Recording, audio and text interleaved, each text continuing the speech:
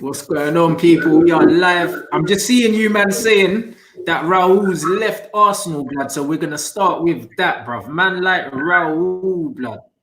Fam, Bro. DG, what's going on, blood? Hey, the Pirates are running your club, fam. What's going on? Man, for me, I don't like, you know, when them ones there, like, this news is literally fresh. Like, we've been here waiting, so I haven't had time to digest it. But, you know, it's the latest sort of episode in the soap opera, which is my football club. You know, if it's not this, it's the Ozil and Guendouzi thing, or it's the contracts. For me, the thing that I'm thinking now, the first thing is direction. What does this mean for the direction of the club? Because obviously, Mislintat was here before. Raul Sanllehi won that battle. Raul Sanllehi's gone. We heard talk of, you know, South American contacts. He used to work at Barcelona and, you know, fairly established in the game. So it means, for me, what's our direction as a club now? Does it change or does it not change at all? Is it still business as usual? Obviously, what the hell has happened? Like, has there been a disagreement? Like, has he been, you know, have we not been following through with any decisions he wants to do? Does he feel quite helpless? Is he actually, you know, proving that he's not up to task? Has he had a bust up with like the Kroenkes and that? Because there were some rumors circulating on Twitter that I can't remember the guy's name. It's Mr. Lewis, it's like Tim Lewis. He's been brought in by Kroenke, not in no football role, but I suppose balancing the books and just looking at the numbers. And there's been a bit of dismay. Like, we saw reports how we're questioning the Pepe signing. So probably that falls at the feet of Raul.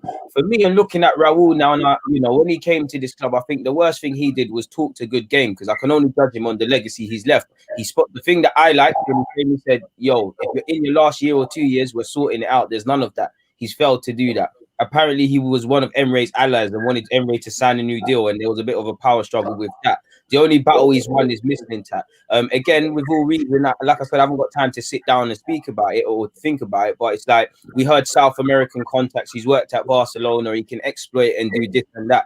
I haven't seen none of that, because Martinelli wasn't his signing. Do you get it? None of these guys were hearing Edu and Kaigio behind the Marie and Thingy Martinelli signing. So what legacy has left? He's really failed to deliver. He's failed to promise, and he came here to much hysteria. And yeah, man, it's a matter, really. I mean, like I said, for me, I'm just thinking, what does the direction mean? Like, is he going to be replaced? Because we've seen apparently Vinay is taking that role. Are we going to find a replacement? Is Vinay going to be at the helm?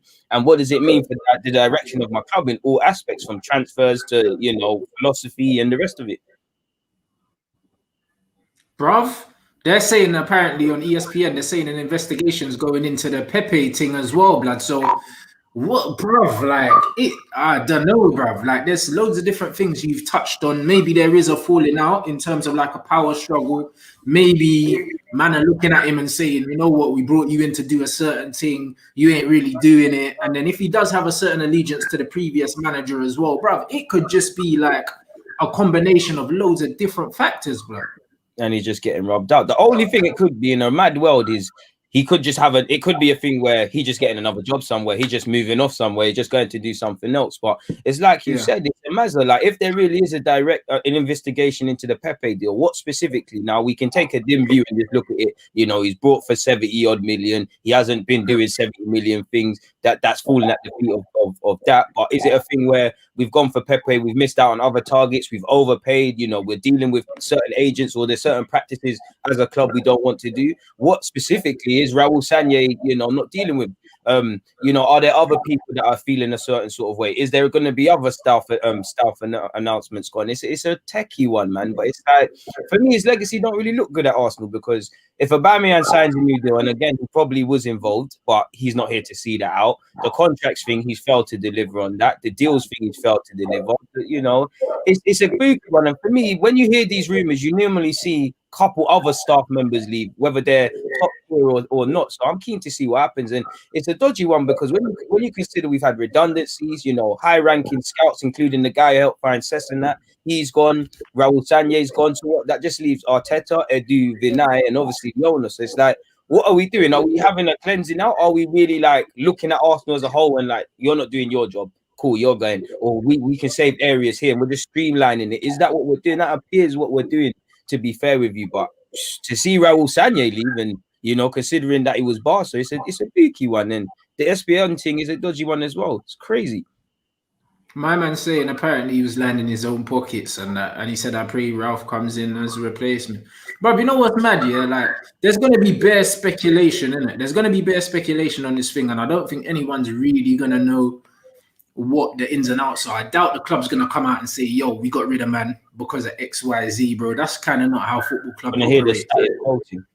Yeah, so it's just going to be bare conspiracy theories on Twitter unless someone actually comes out and says something. If he turns up in another job mad quick, then man might just say, you know what, maybe he's had a better offer or whatever. But until then, like, we're just waiting for clues, really, bro. You're waiting for cues, and like that guy said, he might be lining up his own pockets. For me, I don't really care if he's lining. Obviously, I don't want to hear that, but let's be honest, agents and stuff line their pockets all the time. David Dean, I love him to death for what he done for my club, but it's known he lined his own pockets as well. The benefit is he cared about the club and watching his pockets. So by all means, you know, do your thing, earn your money, do what you need to do. But I just want to see delivering on promises. And again, I could be giving Raul Sanllehi an unfair thing because I don't know exactly what he's done and hasn't as a fan, but at fan level, I just haven't seen what you're bringing in. You like my man said, Don Raul, different knock FC, it all looks good in the memes and that and the banner purpose. But it's like, well, God, like, you know, we thought he was coming here on the Escobar thing, you know, he's got the curl, he's got the smoke voice, the sunglasses. We thought he's a leg man. We thought he was going to be a man. And right now, like, his legacy at this club's looking a bit cloudy, and it's like Barcelona. Here he's done good things, and we was getting gassed on that. But it's like, how good is his legacy at Barcelona? Because it doesn't seem like he's spoken of too fondly there. So it's like, you know, is it Leopards not changing their spots? Is it another club same thing? Like you said, is it a case of he just, you know, in a couple of days he just got a better job, or he wants to return home or do whatever? Or for me, it's direction. It's like, where are we moving? Somebody said, I hope we get Ralph or something as a replacement.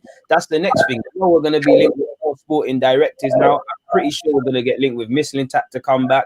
Probably Abidal that is leaving Barcelona for no reason, probably like Arsene Wenger or something. Like, it's gonna be another thing now. Like, watch, it's a Mazda. They're gonna, you know, there's gonna be them fans that bring back Wenger in the sporting role with Arteta, and it all looks good on YouTube. It's a Mazda, man. It's a Mazda. It's just a Mazda, and it's a shame for Arteta for me as well, because, you know, there's been a lot of turbulence at this club. And Arteta's come in, Raul Sanllehi, his countryman, he probably told him, I'm going to help you and stuff. He's probably thinking, yo, what? And for a couple of players that have been here, like, with all due respect to Pepe and Ceballos, they've come in, they've seen numerous managerial changes, numerous people changing upward. And don't get me wrong, as a club where we are, we're in the transitional phase. These things need to happen. We need a bit of stability, a bit of, you know, burying the hatchets and just go in some sort of way. And it's just another soap opera, and it's another talking point away from just football. Like I always say, it's like, I just want to be able to talk about what Arsenal are doing in the field. 9 times out of 10, it's not good, but I just want to be able to speak about that. And it's just another thing with the contracts and who's staying and going, and bust ups and the rest of it, man. It's exhausting, really. It's a mad thing. Yo, bruv, jump in and out because your audio is flickering in and out, fam. You mean? Jump out and then come back in. Yeah, you, DG. Yo, Matisse. Yo, blood. What's the name of the woman that deals with the transfers for you lot, blood? Because I've been hearing she drives a good bargain, blood. She drives a hard bargain. She's supposed to be on stuff. Moreno, she's a good woman. She's very good at negotiating, obviously dealing with contracts, sales. I wouldn't say she's not exactly the person that I would look to bring in talent in terms of identify. That's not her job. And sometimes she's been scapegoated over the years because our scouts have been quite poor at Chelsea. You know, you look at Drinkwater, you look at Bakayoko, players that really just terrible signings. You know, there's a whole transfer window where Chelsea was just shocking. Morata and Zappa Costa came in the same window as well, I believe. We blew way more money than we're way more money than we're spending this window, but because they were all trash, people forget. But Moreno, in terms of her job, to sell and negotiate for prices and get good deals, and she's done great. You know what I mean? Like she's managed to. A lot of people look at the Kepa deal, but that was kind of like deadline day rush. You couldn't really negotiate. There was a buyout clause. Courtois left us in a dodgy situation that, as a club, didn't pattern ourselves up properly. We wanted Alisson, and then obviously we didn't get him, so then we just ended up just like running around. But if she's got time to do what she needs to do, she usually gets a good deal. So, you know, so far, value for money wise, all of our incomings this season have been really good since Frank has arrived. Then you've got to take a look at the sales as well. Morata getting that 50 million back. The Hazard deal, you know, look at how he's been at Real Madrid this season. We got a good 130 million, including that. You're Do you know what I mean? You're shameless for that Hazard one. I heard that. Yeah, You're shameless. Yeah, I'm shameless. I'm shameless, but at the end of the day, shameless. I'm shameless. But I hear you though. the thing with Hazard, he's a club legend, but he's always got that lapse of concentration over pre-season where he's meant to be staying in shape, and for some reason he has one too many burgers, and his bum comes back a bit rounder than it. You know what I'm saying? So he's had a season like he had here at Real Madrid. He's had that season for Chelsea, so I know what he's like. He's a calm guy. He enjoys his football, but he also enjoys his food, and sometimes he gets a little bit out of control. He's not like your Ronaldo. I'm on it every day. I'm not playing around. Do you know what I mean? Every season is another one. He just enjoys his football. So, you know what I mean? To get that kind of money, when you look back on it, it's a good deal, especially when he wanted to leave anyway. So, yeah, she's a fantastic negotiator, and she's not the issue anyway. I'll tell you that. She's brilliant. Man is saying, don't Raul, there was an internal investigation on the Pepe deal regarding the fees paid out to agents working on the deal, similar to what he did at Barca with Neymar. So he's just a crook, innit?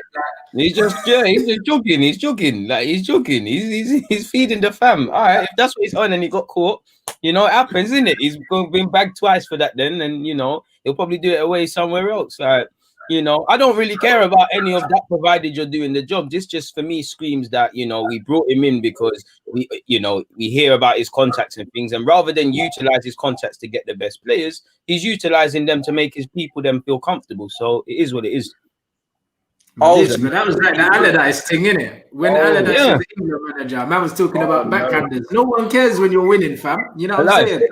So you're telling me it don't matter. Like, are you telling me that he's using his contacts to like get with agents and bring people together to help himself? To put money in his own pocket, clearly, bro. Right. Do you know what I'm saying? Okay, so when you're not winning, that don't run, big man. yeah. If we got top four, you can do that as much as you want. Like, but we didn't. So imagine, like, we didn't. So, you know, go and bring the bread back. Like, run it back. Like, you know, it is what it is. Like, it's got to fall at someone's head. So it's clearly not that someone has said at some level you're not doing your job, and it's got to Kroenke, and he said, all right, cool. You know what? This guy's actually not the guy for us. You know, we heard Mislintat, a big part as to why Mislintat left is because he wanted what Raul had. So the only thing he's done is win that battle. What other legacy? And I know fans get a bit funny with the director and claim things they don't, but what of significance within reason has Raul Sanllehi did, apart from being involved, which right now in getting Arteta to be our manager? What's he done? Like, where's the legacy? Like, yeah, the knock thing. Like, you got the memes.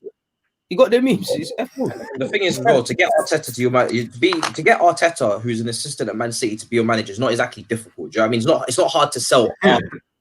Like, you're still one of the biggest clubs in the world. It's not hard to sell. Oh, come and manage Arsenal. Like, there's a whole museum of history to go and show this man. To be like, what more talking do you need to do when you got pictures of Henry, Arsene Wenger, Invincibles? Do you know what I mean? There's a certain feeling that comes with Arsenal, regardless of how far you freefall. So to negotiate Arteta to come and stop playing second. Hardly a madness, isn't it? It's not difficult. It's not difficult at all. It's not difficult. Absolutely, bro. My man saying Edu and Arteta are the ones in charge of recruitment now. Bro, that's how it kind of should be anyway, as long as Edu's doing the majority of it. I always say that clubs need to recruit, with the best interests of the club, as opposed to the manager, bro, because managers don't last forever, bro. You know what I mean? Your club should be able to run itself, blood. You know what I mean? And then you change your head coach.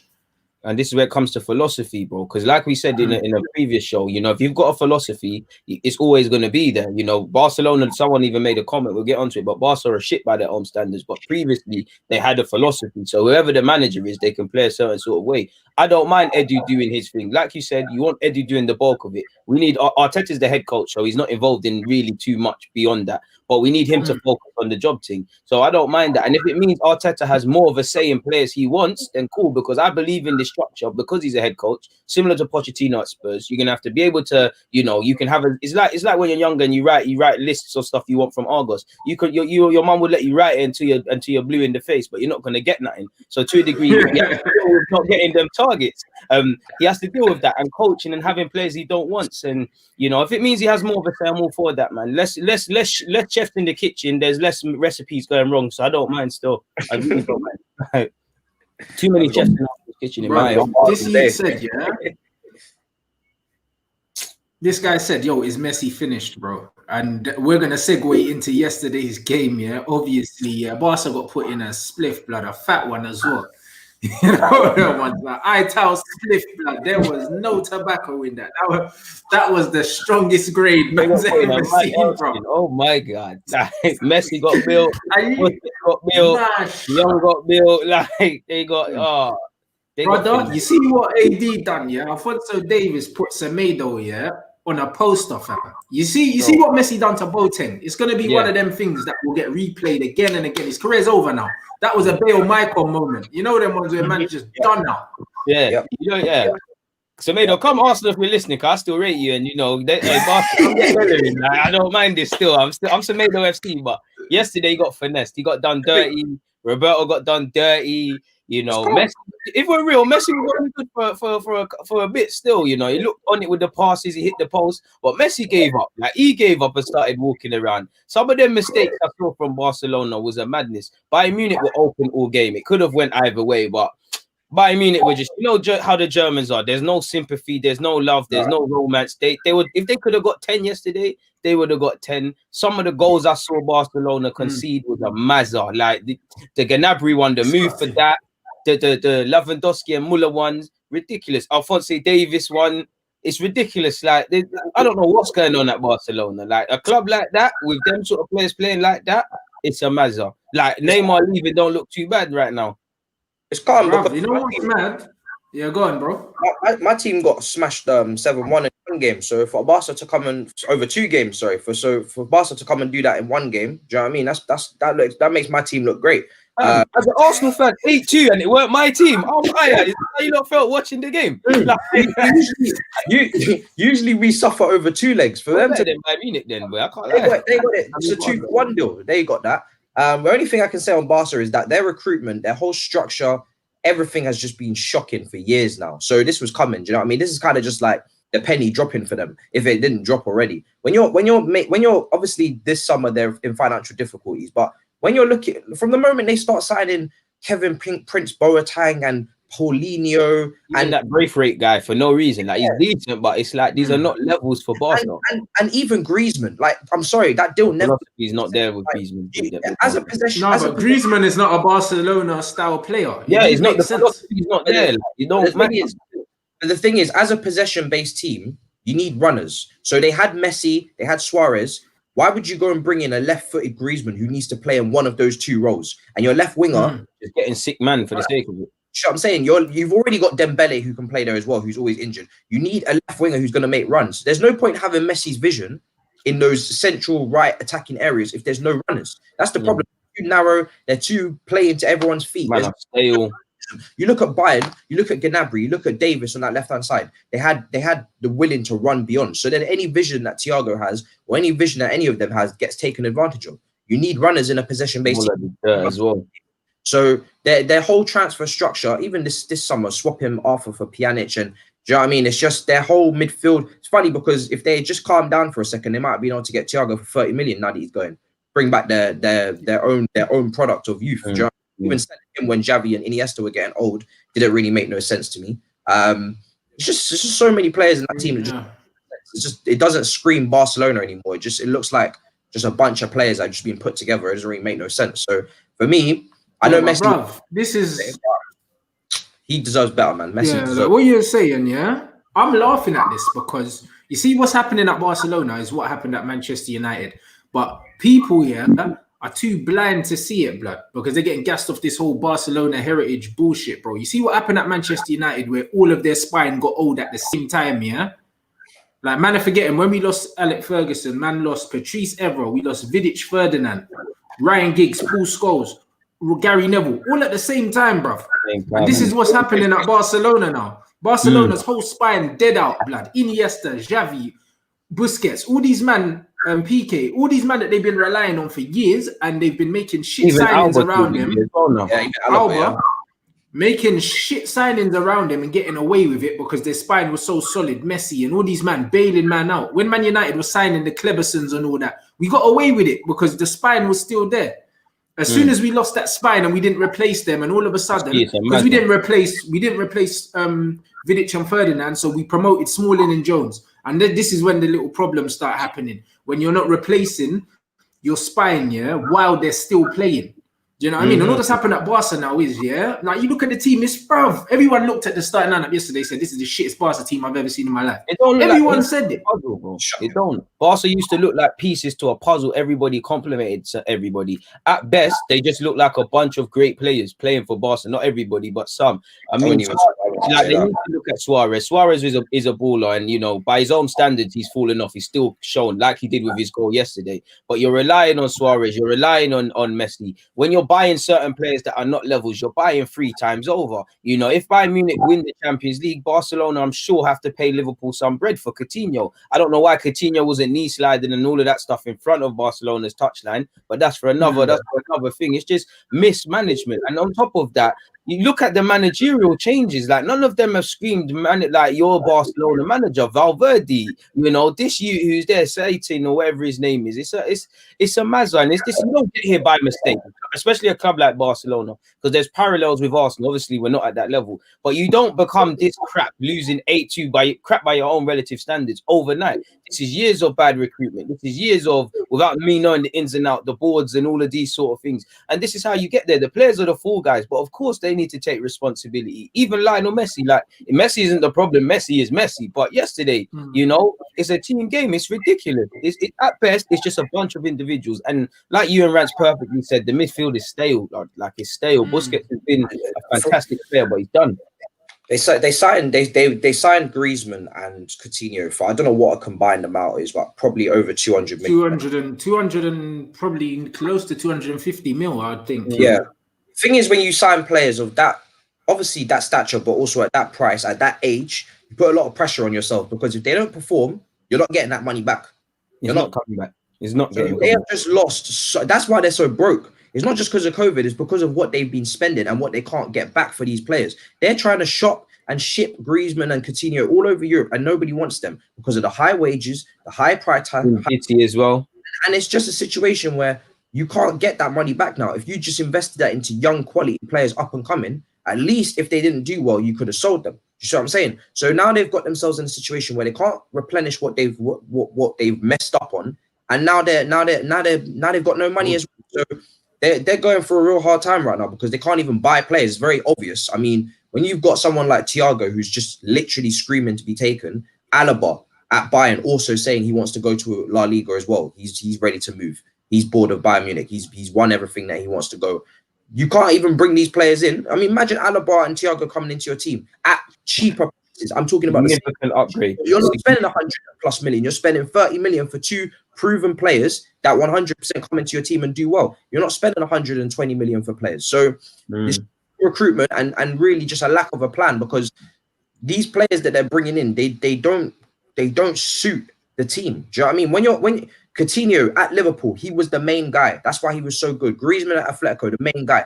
You bring in these main guys and you put them next to Messi, it never works. Like in certain areas of the pitch. Is that happened with Alexis at Barca too? Yeah, exactly. Alexis at Arsenal, he's the main guy. Comes to Man United, has the same thing. When you're bringing in, when you've got a player like Messi, you kind of need to bring in young players that still give him the ball, still look up to him, and feed them in until he leaves. Because to bring in these main guys and put them all together doesn't make no sense. Ronaldo and Messi wouldn't work together. Do you know what I mean? It just doesn't make no sense to me. So their recruitment has just been atrocious, to be honest. So, but the thing is, this comment spot on as well, bro. About Barca building the team around Messi, bro. Argentina did it as well. And that's why Argentina ain't won a World Cup and they'll never win one. It's because they built the team around Messi, bro. Same with Argentina and Barcelona. The reason why Barcelona have lost their identity is because they've been building the team around Messi instead of sticking to their principles, bro. Do you know what I'm saying? Messi ain't at the level now, that you build the team around him no more. Messi's on the decline, bro. You know what I mean? And that's not saying that he's still not the best player in the world, bro. But the facts are, the stuff that he used to be able to do more frequently, you can't do them now, bro. Like, he's playing deeper. Do you know what I mean? He's still having impact on games. Like yesterday, he played some passes and you just thought, bro, Messi's opening these man at will. But the Messi of 5-6 years ago that would pick up the ball on the halfway line and skate past 8 men, we don't have that guy no more. Do you know what I'm saying? And that's not a criticism of him, but that's showing that you man should have been planning for life after Messi instead of planning everything around Lionel Messi. A lot of people are saying, oh, he doesn't look like a leader. Some people are saying, oh, he's just walking around. He's always been doing that, bro. You can't criticize Messi for doing what he's been doing. When have you ever seen Messi bursting his backside to get back to right back to make a tackle? It's all going well. You bred that. People are bred in that stuff. Like, oh my God, he's walking around. He's a goddess. So don't try and flip it and do the one. And unfortunately, he's too good to be running to right back. He doesn't play for Mourinho. Messi shouldn't be doing that. Like, he shouldn't have to do that. Do you know what I mean? I'm not gonna lie. He's that good. He shouldn't have to do that. That's for players that don't bring enough. Messi always plays the same way. Yeah, he's always playing the same way. Messi always plays in moments. He always has, bruv. Do you know what I mean? He's a moments player, bruv. Like, they actually done a stat and showed that Messi walks, for like 80% of the game, bruv. He just walks, blood. Not even running. And then they done a write-up on it saying that when he's walking, he's pulling people out of position and that because he just looks disinterested and then he just sparks into life, blood. And that's how Messi plays football. He's always played like that. Kind of just walking around, doing whatever the hell he wants, bruv. That's who he is. And he's so good that Messi's the kind of guy, that like he don't need many chances to make things happen. No. To be honest, every time he gets the ball, most of the time he makes something happen. So when you have a player like that who does their like Messi exceeds doing his job. Do you know what I mean? This brother's breaking records every single year. You know, his whole career, literally greatest of all time. You can walk around, bro. Do what you want. Do you know what I mean? The rest of the team should be able to handle that. Because when it comes to attacking, he is 3 or 4 players. So, do you know what I mean? He is the vision. He is the pass. He is the goal. He is the finish. He is the skill. So when you've got a player that's doing 4 or 5 roles up front, the fact that the top goal scorer is the creator as well. Like this brother, he's creating his own chances sometimes. Do you know what I mean? So no, there's just been poor recruitment of Barcelona. For me, they get everything that they deserve because do you know what I mean? Like you had the greatest team of all time under Pep. If you can't take that and try and right, this is the decent little plan here we've been given. Maybe we should try and replicate it. Oh, Thiago's coming through and Javi's maybe we should continue that. Do you know what I mean? Maybe where were they for the Sane thing as well? Like Sane went for Munich for a bar. They don't have no money. They don't have no money right now. That's what I'm saying. The thing is, Sane is the perfect example of what complements Messi. Because even though they're both left-footed, Sane will run off the ball because that's what runner. He's an intelligent footballer, and he will also stay very wide left. So he'll add a lot of width to the team. A lot of time you see Barcelona being very narrow. I think yesterday they played 4 central midfielders. I kind of seen on the pitch. In a 4 diamond. Didn't bang. Too defensive. Didn't bang at all. But they had no width. Covering with Semedo and that. Yeah, they had no width. And you're asking Alaba, who's aging now, to get up and down. You're asking your Sabaro guy to get up and down when he's got Davis to handle. It's not going to work. And the thing is, Sane is very good at hugging the touchline, and he's very rare. The same with Giggs. There's very few wingers that can play on the left that are left-footed and actually excel. And Sane is one of those players. He would have been a great off-the-ball runner, very good at playing on the left wing and taking his chances and cutbacks from there. So he would have complemented Messi. And even though both people say they're both left-footed, Sane and Griezmann are 2 completely different types of players. Completely different. Because Griezmann almost needs to be on the ball. He needs to get himself into the game. You need to play through Griezmann. Yeah, you need to play through Griezmann. Essentially, you can't ask Griezmann.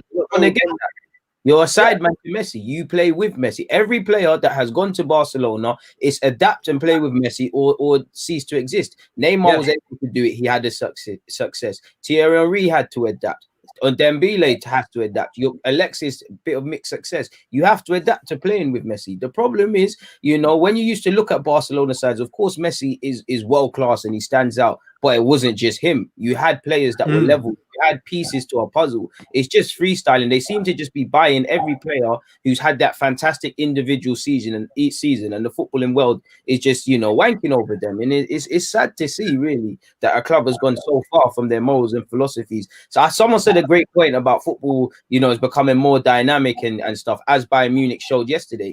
And I agree with that to a degree. Football is that. But at the same time, Barca could have won yesterday. They just bottled it. Bayern Munich were there for the taking to a degree. They were as open as Barca. It's just the difference is Bayern Munich smelt blood and went for it. And he's made a great point in relation to athleticism. I just think the problem with Barca is there's no purpose to their play. You know, you can scream tiki-taka and whatnot, but there's not really a purpose. It just seems to be going through the motions. When Messi picks up the ball, if someone does a little great thing, it happens. There's no purpose to what they do. And you do that against a team with efficient Germans, it's not going to be pretty. And it's 8-2. It feels like a dream. If someone said that to you before the game, you're saying you're chatting shit. What are you smoking? You know, there's probably one you that betted a pound on them sort of results there, and he's made a nice little thing in the bookies, but it's ridiculous. You know, there's always them duns there. Like, it's a madness, man. It's sad. Bro, 100%. Football has changed, bruv. Do you know what I mean? You can't be building teams around Messi now, bruv. You can't be building teams around anyone. Barcelona have lost their way, innit?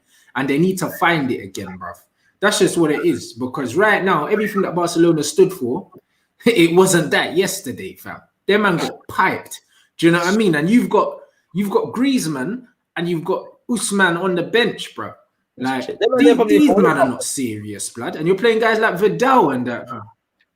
Remember when they had Paulinho and that, bro? Barcelona ain't serious. Paulinho, Boateng. And Paulinho for like 6 months as well. Let's not forget, like a second. Ridiculous. I'm just asking myself, bro, these men are clowns, blood. What's going on?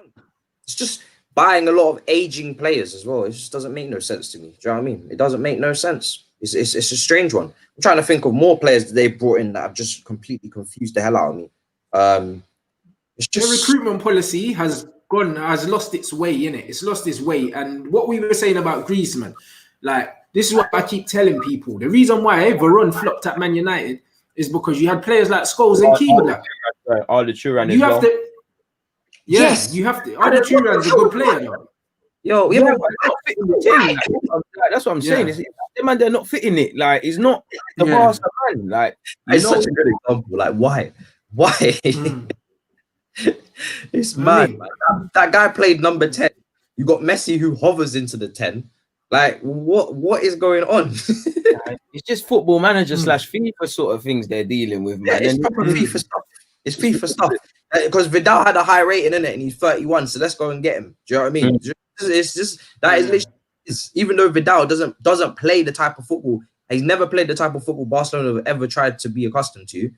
Let's bring him in because why not? Do you know what I mean? It just doesn't look right. It doesn't look right. So. But on the even La Masia, man. What's La Masia saying? I know they've got ballers. Like, have you completely disabandoned the academy? I know there's been a couple man here and there that have got chances, but you know, it used to be like Barcelona every week. There was someone that was coming and able to do a job. Busquets come out of nowhere. You know, Pedro's on his way out, but at a period, Pedro was a fairly decent footballer. These footballers, even Sergio Roberto's nothing to write home about, but at a time he was a decent sort of squad player. Thiago's left them and is at Munich. Where are these guys? Like they used to be able to play their youth in some games in La Liga. They used to play their youth in the 6th match day of the group stage in Champions League. What people? And people be like, who is that? Doesn't matter who they are. There's a system. We know how we're playing. We're playing ball. We've been doing it from Barcelona C, Barcelona B, Barcelona A. It don't make no difference. In we come spanking. And everyone's just looking around. They're like, there's no stars. There don't need to be because we know what we're doing. We're playing football. I mean, and now the A team can't even do that, so it's mad. When you see Barcelona get dominated in possession, you know there's something very wrong. Do you know what I mean? Regardless of who they're playing, because that really was the epicenter of Barcelona. We have the ball, and if we have the ball, we can't concede. Now they don't even have the ball. Do you know what I mean? Now they're giving it away for free. I don't know what they want to do with the ball. There's possessions for possession's sake. It's whoever wants to show for the ball. Yesterday, you know, you saw the real cowardly. Nobody really wanted to be on the ball. No one wanted to show desire. Subs in their mind, they didn't want to come on. No one. And to be fair, would you want to come on when your team's getting smacked? Like, there's no leaders. Like, there's no one wants to come on. No, you think Griezmann wanted to come on? Like, no one wants to come on at halftime seeing that. Like, no one wants to be involved. Like, it's mad. And you shouldn't be saying that. Big Champions League, you're a Barcelona player and you don't want to play. I never thought in my lifetime I'd ever say that sentence. Like, it's a Mazda. It's like they've been obsessed with replacing Messi before he. So instead of trying to fix the whole team, they've been trying to replace Messi. You look at Dembele signed for extreme amounts, Coutinho signed for extreme amounts, Neymar signed for extreme amounts. Do you know what I mean? Griezmann. It's just they're just pushing everything into the attack and forgetting the whole team needs feeding. But to give where's the replacement? Like, where's the Iniesta and Xavi's?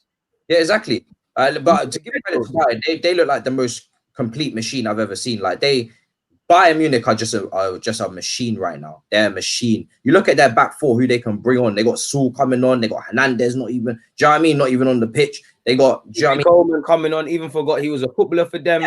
Yeah.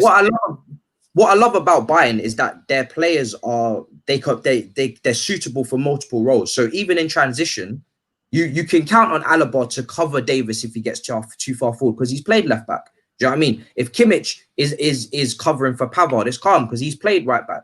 They've got players that are so positionally versatile, especially in defense, where you don't really need to worry about losing your shape or getting caught in transition. That's why sometimes I've seen Bayern were attacking. They had so many players forward. They were flooding people forward very early on in the first half. Because I'm like, I'm not going to lie. Even if they get caught on the counter, they've got players that are positionally versatile that can cover the wide areas and they just know how to deal with certain situations. You get certain centre-backs who, when they get pulled out to left back, it's just a madness. They don't know what they're doing. They look like they're an average League 2 player. Whereas Bayern Munich, their players just seem to be able to cope in other areas of the pitch. So you look at Davis, he's basically a winger. Do you know what I mean? He's playing left back, but he started out as a winger.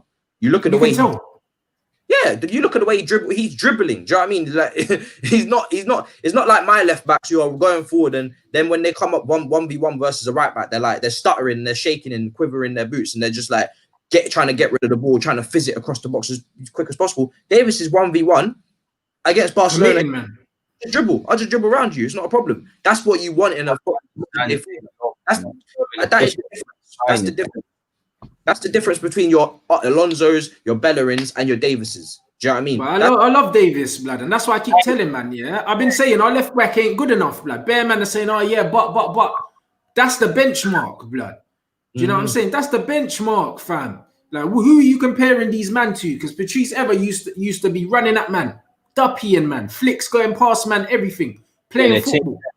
You know the ones there. Now we got some youth that just cuts inside, bruv, and passes across the outside of the box, and that's some idiot thing.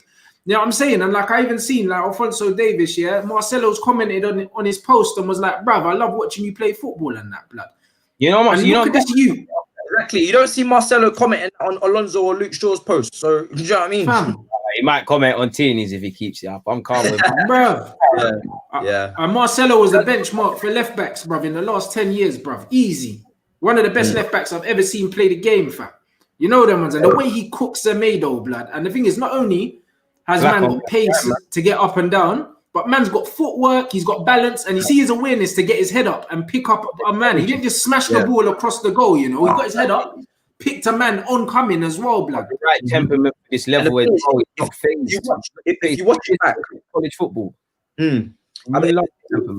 If you watch it back, PK is trying to block. That's why PK is so slow to cover the near post, because he's actually trying to block off another pass. Davis just chilling. He's like, calm, I'll just wait for the next one. And then the next one rolls in, picks him up perfectly. What I have to say is that he looks like Bale a lot. When I heard Bale's name earlier, I just got to thinking he looks a lot like Bale when he played left back for Tottenham in the early days, when he's starting to come into that form against Inter Milan and the Champions League days. The pace that this man has, so he can go far forward because he can recover. He's got the recovery pace to get back. One thing I will say Davis has that Bale didn't have is defensively. I'd say Davis is looking a lot stronger physically, and his awareness, the way that he can get back and deal with defenders. And the thing is, we look at wingers. Yeah, it's about skill, but it's also about P&P. Do you know what I mean? Pace and having the trickery to get around someone is great, but you actually need to be able to outpace them more time. And the fact that you can't outpace or outstrength Davis is a big for a winger. Do you know what I mean? You really now need to be leaving him on his backside. There's only a few players in the world that can do that. The likes of Neymar. Do you know what I mean? If you can't leave him on his backside, you're really gonna have a lot of problem getting rid of him, because pace-wise, he's gonna beat you. Aerially, he's gonna beat you. Strength-wise, he's gonna beat you. Do you know what I mean? So intelligent, man.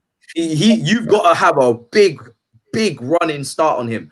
He's got to be way out of position for you to ever get away from that Don. It's scary.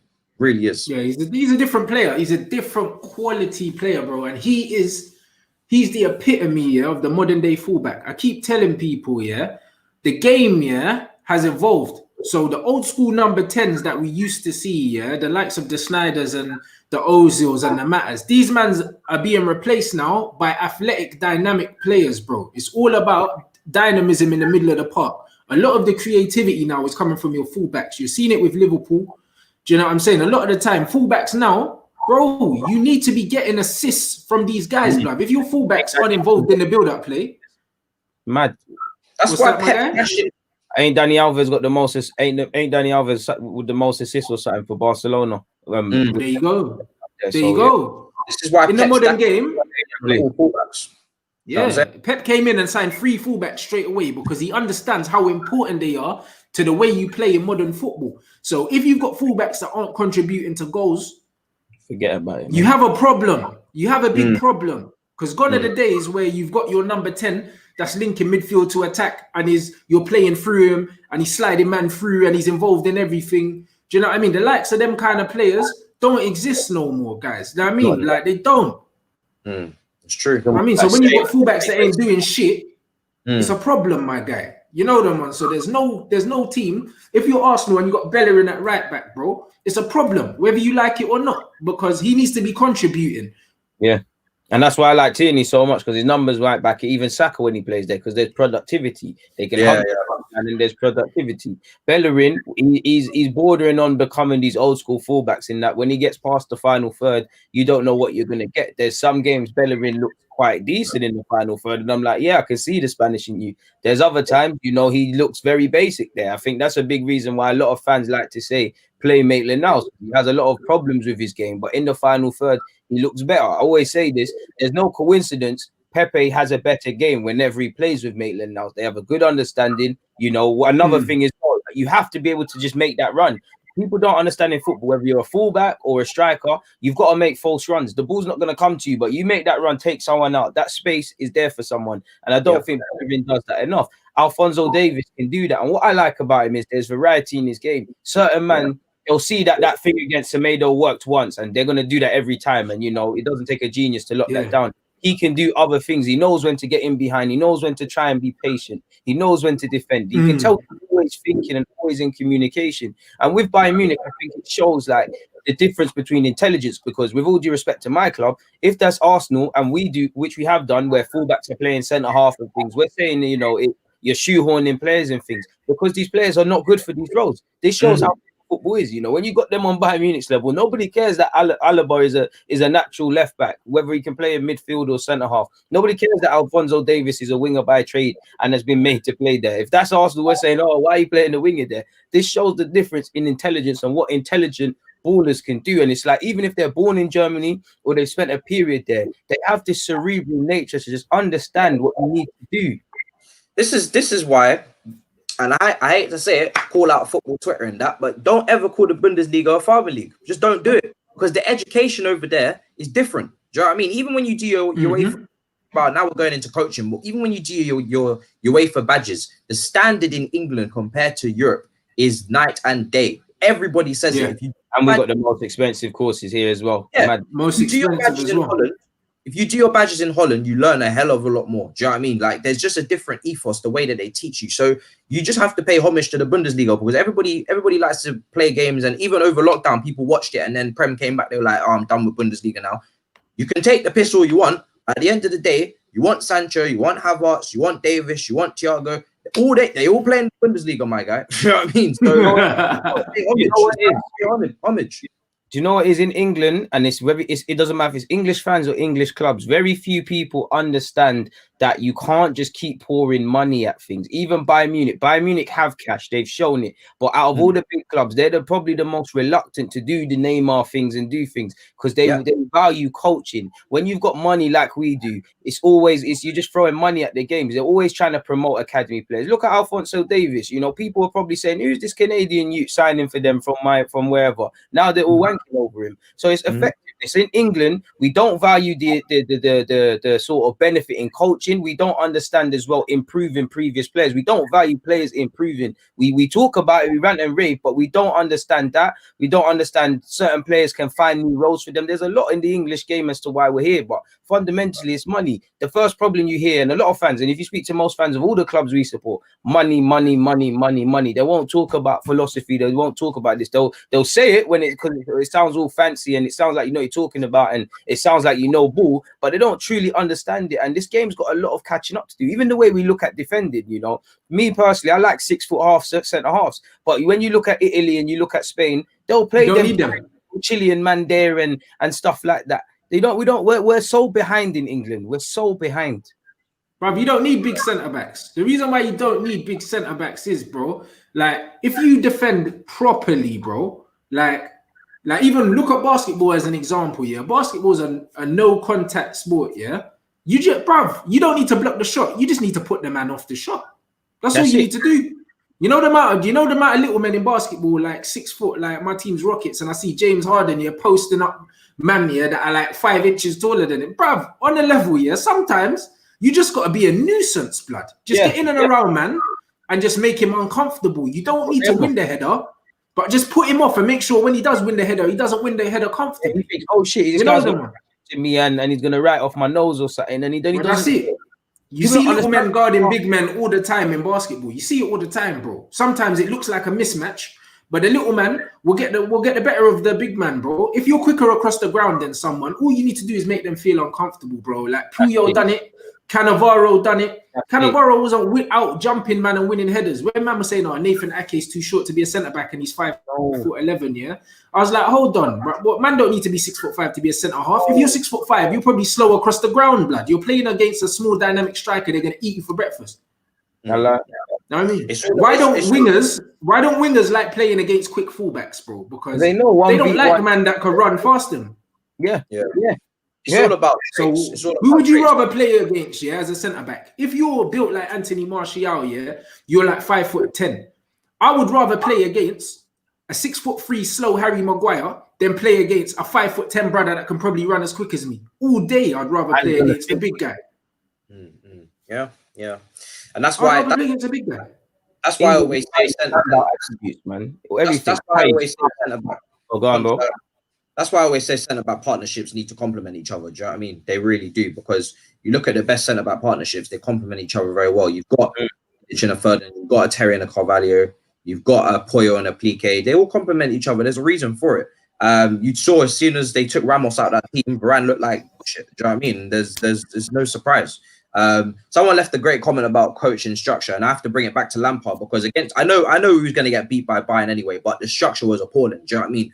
We tried to press in like a 4-4-2, which means really Bayern only had to play 2 or 3 passes to break our lines, and then next thing you know, they're tapping in goals.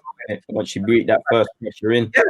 When I think back to our performance against Bayern, I just remember the ball was so easy to break us down. Like against Bayern, you don't set up in a way where 3 passes can because they will cut you open with 3 passes if you give them the opportunity, to be honest. So like there was just so much space in between the lines. We was trying to press, but we wasn't really pressing as a unit. It was all over the place, and do you know what I mean? That's why we got spanked. But obviously Barcelona showed that they can do it better.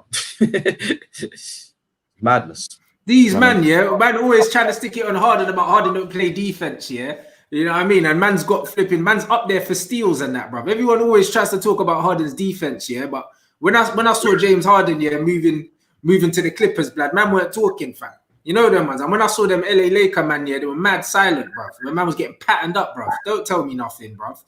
The Lakers got patterned, bruv. Man can't tell me. Everyone wants to talk about Harden, say that he don't play D and that. Man plays, innit? Don't get it twisted. Man love to disrespect Harden, bro. You get me? Man will steal the milk out of your teeth, fam. That's what man does.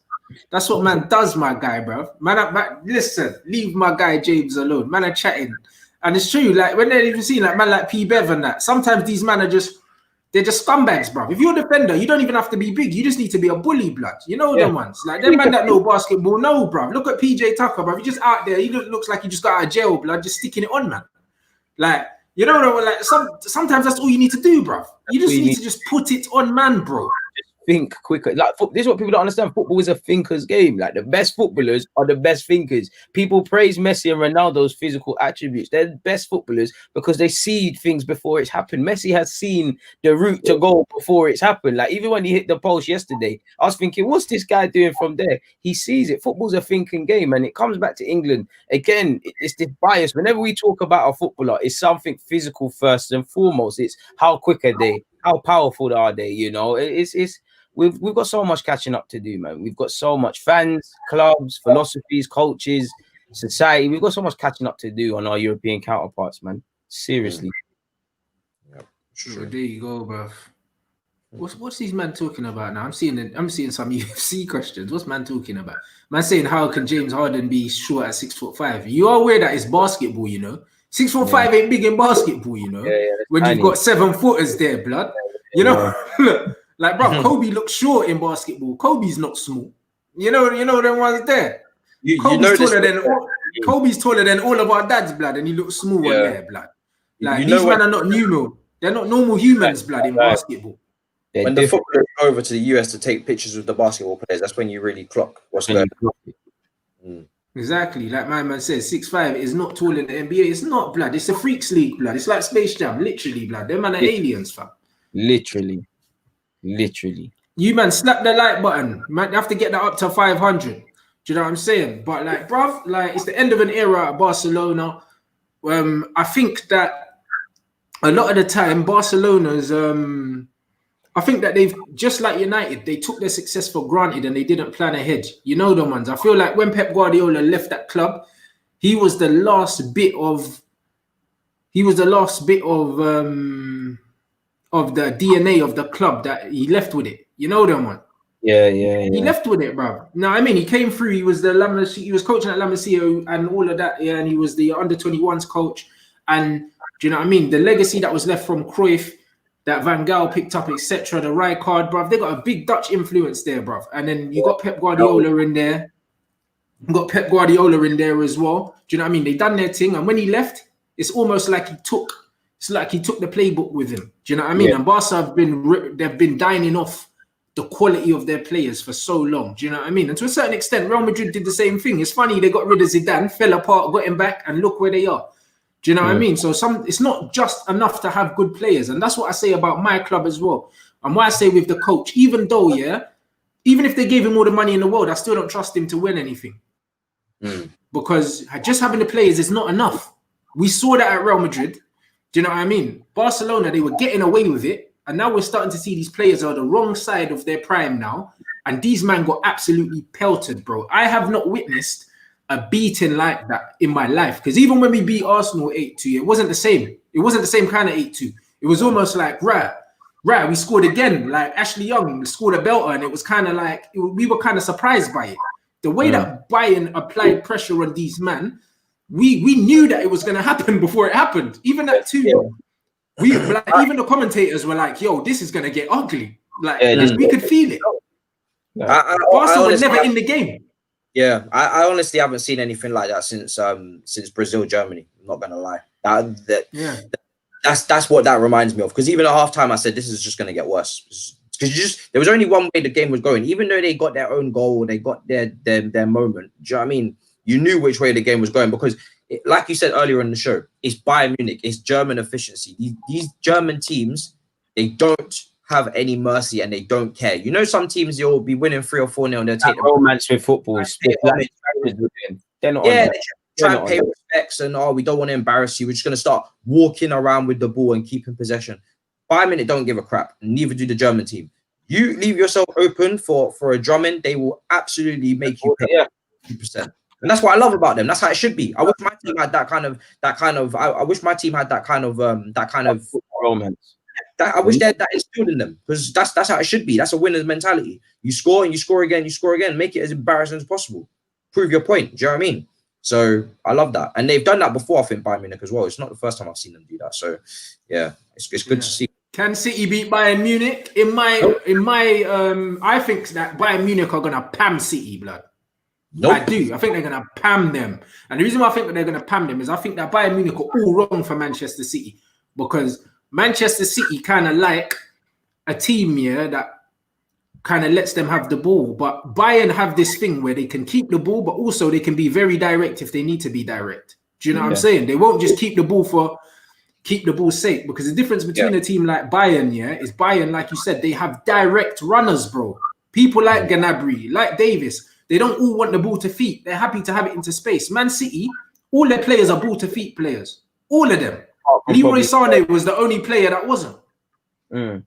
Even Sterling likes it into his feet. And to he wants it to feet as well. So yeah, it's a scary one. You know, I'm never gonna rule out Man City personally. I'm not gonna rule out any team just because I think it's been a crazy Champions League. But based on how Bayern Munich plays, you can't look anything past them. Obviously, Sterling's a guardsman, and that's. I hope he can do it. But boy, it's not looking great because there isn't a single section you can see And football isn't one on paper, but you can't really, you can't see Barca City dominating possession. You can't see them constantly penning back their fullbacks. You can't see them a target man doing something up front. You can't really see them winning the midfield battle, because as great as City's attacking players are, Bayern Munich just got way more strength in numbers. Midfield is crucial. Kevin's gonna have to pull it out, Yeah. But you look at Bayern Munich, they've got Thiago, they've got my man, they've got this guy. It's going to be a great game, man. But I don't think they're going to get the Barca spanking. But you can't look past Bayern Munich, man, because they're here for nothing else. I definitely agree with that, and I definitely think City will lose. Whether they'll get spanked, I'm not too sure, but they will lose for me, because. And the thing is, with City, you see on that game against Real Madrid, they're not very clinical, Man City. Without Sergio Aguero at the moment, they played like Foden in a false nine. And I guess that was to keep the ball as well. Pep loves to do that. He's done the false nine thing before with Cesc Fabregas at Barcelona. Loves to pull out that trick. The thing is with Bayern, they're very clinical. They don't need many chances to score. Their forward line don't really piss about too much. Whereas Man City, if Aguero is not, you're looking at Sterling, Mahrez, Foden. These men are not really going to take their chances. Even Gabriel Jesus, he can miss his chances. 6 minutes. Sterling needs 8 chances to score, blood. Yeah, he does. Like whether you like it or not. This part of the Champions League is all about being clinical. You don't have time to be missing chances. And that game against Real Madrid, Man City, if they were serious, they should have spanked them. And I mean spanked them, because Real Madrid were a joke. Varane was giving them goals.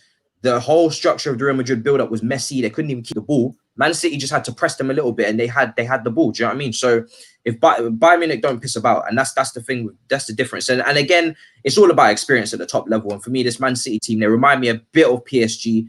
They're a little bit new to this. Do you know what I mean? This is their second semi-final, I think it is, since they had their big takeover. I only remember one other semi-final of Real Madrid, which they lost. PSG the same, even though they've got a little bit of an easier route.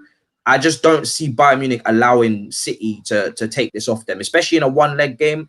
Bayern Munich are not going to come with this. Do you know what I mean? There's nothing else to focus on. This is what people need to remember. There's nothing else. Bayern Munich are training like soldiers for this game and this game only. They're not thinking about any other. The only time you take advantage of a team that good is when they've got other priorities. They're looking at the league. They have to rotate. Bayern are focusing on just this, and it shows in that Barcelona performance that they're not here to piss about. They're here to win. They're not here to run. You hear the way they speak in their press conferences, the way Muller speaks before the game against Chelsea. We're not going to even allow them to dream. He comes out after the Barcelona game. He said that was fun. That was fun. Yeah. Hearing Goretzka said Messi, I grew up watching Messi and stuff, but it was nice to see him upset and stuff. I rate that. Playing. And I think with Bayern Munich, it flips that whole debate on its head about when you're dominating one league, it might affect you in the champs. I know, it's important to remember Bayern Munich actually haven't won the Champions League right now, but, and I know within reason, Dortmund challenged them and things like that, but they're bullies in their league and they're bullies in Europe. And it comes down to focus. Like you said, with that great point, they're fully focused on this. Muller looks hungry. Muller probably does not forget the same people that were calling him overrated and written off and all of these things. He's on them. Lewandowski is hungry. Gnabry is hungry. Alphonso Davies, he looks like he's always played at this level for about 10 years. And he's 19. This is probably his second season, maybe third max. He's been around for a second, You're looking at them. The only player you can say looks a bit frail in the Bayern Munich side is probably Boateng, and that's just because with his age and the way they played yesterday, he does look susceptible. But they look hungry, and you can't look past them. You can't look past them, even if it was a PSG Bayern Munich final, you couldn't look past Bayern Munich. As much as I like Neymar and things, because tactically, the players are on another level. The players, the Bayern Munich players, look, this is exactly what I say of Arsenal. You can tell Bayern Munich players listen to their coach, but they can figure things out for themselves in play, in real time. And that's the blueprint. Players need to figure things out. So Bayern Munich are probably the bestly coached players, and ironically, Pep coached a bit of them as well. So maybe he's put his own little imprint on them forever. The thing is with Bayern, back to front, they look solid. PSG's midfield looks weak. Just what I'm saying, midfield, they look weak. It doesn't look like a world-class midfield. They look a little bit dodgy in that area. So back to front, you're looking at Bayern Munich, you can't really see any weaknesses. People are saying, we just assumed Man City. I think the question was Man City versus Bayern. We haven't just assumed that. Lyon. But I do expect City to beat Lyon. I'm not going to lie. Just the difference in quality is quite huge, and I just expect them to take over that game. But fair dues to Lyon, they could win that game. But just if on the hypothetical, the City getting into the semis, I do expect Bayern to beat them because, like I said, it's just about having a complete team, and there's no other team in this competition that is complete like Bayern. Every other team has got serious weaknesses, and they're not little ones where we're talking about Boateng, maybe small weakness, and even then you can bring in Hernandez and Sewell, and it kind of patches that up. And it's not going to be glaringly obvious. It's not glaring. Glaringly. Team, glaring weaknesses in every other team. Glaring. It's mad. City, I don't even need to say it. You know their defense is looking shaky. Do you know what I mean? You look at Leipzig really shouldn't be here. Do you know what I mean? But fair play to them, they've got here. But if we're talking about teams that are underperforming for them to be here, there's a lot of teams that are underperforming for them to be here. So, yeah, so it's just what it is. I'd be shocked if Bayern don't win this. I'd be shocked. It would have to be like a final where PSG, their attack just turn up, because you know Neymar and Mbappe, you can't ever rule them kind of stars out. But I definitely put my money on Bayern for this one. Yeah, it's just a collective. Yeah. No, yeah, Muller's been very. Someone said Pep's tactically stubborn. I think he is, and I think that will be his downfall if they do get past Lyon. I just think, you see, when you play against Pep Guardiola, you always know what he's gonna do, bruv. There's no variation in what Pep does, and that's the only thing that I don't like about Pep Guardiola. As much as you have a philosophy here, you have to be prepared to veer away from it, bro. You know them ones, like it's all of them ones where I like people to be. I like people to have a philosophy, but also be pragmatic. You can be both. You know them ones. You can be both. Because even under Van Gaal, yeah, people said, "Oh yeah, philosophy, this, that, and the other. Keep the ball, yeah." But what did Van Gaal do a lot of the time when we wanted a goal? He just put Fellaini up front and said, "Flipping hit him." Do you know what I mean? Like sometimes you have to veer away from your philosophy of keeping the ball and doing the pretty triangles, and sometimes go direct. Because at the end of the day, bruv, like you have to play what's in front of you. And sometimes your philosophy ain't gonna get you the win. Whereas Pep would die on his shield blood all the time. You see Pep have 80% possession, lose a game, and then accuse the other team of not coming out to play football. Like, what did you expect, my guy?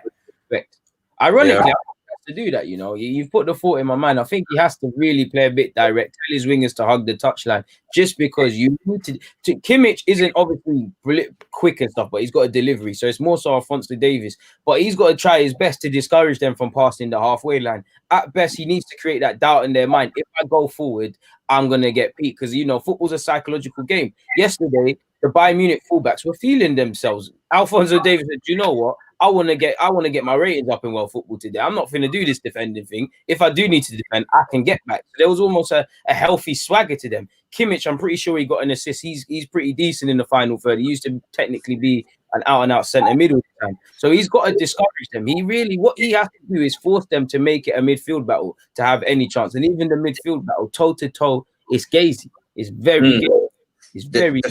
The thing is, this is why Sané is such a big miss. And we're talking Sané has not even played for Bayern Munich yet, and look at their team. So imagine when you stick Sané at right wing.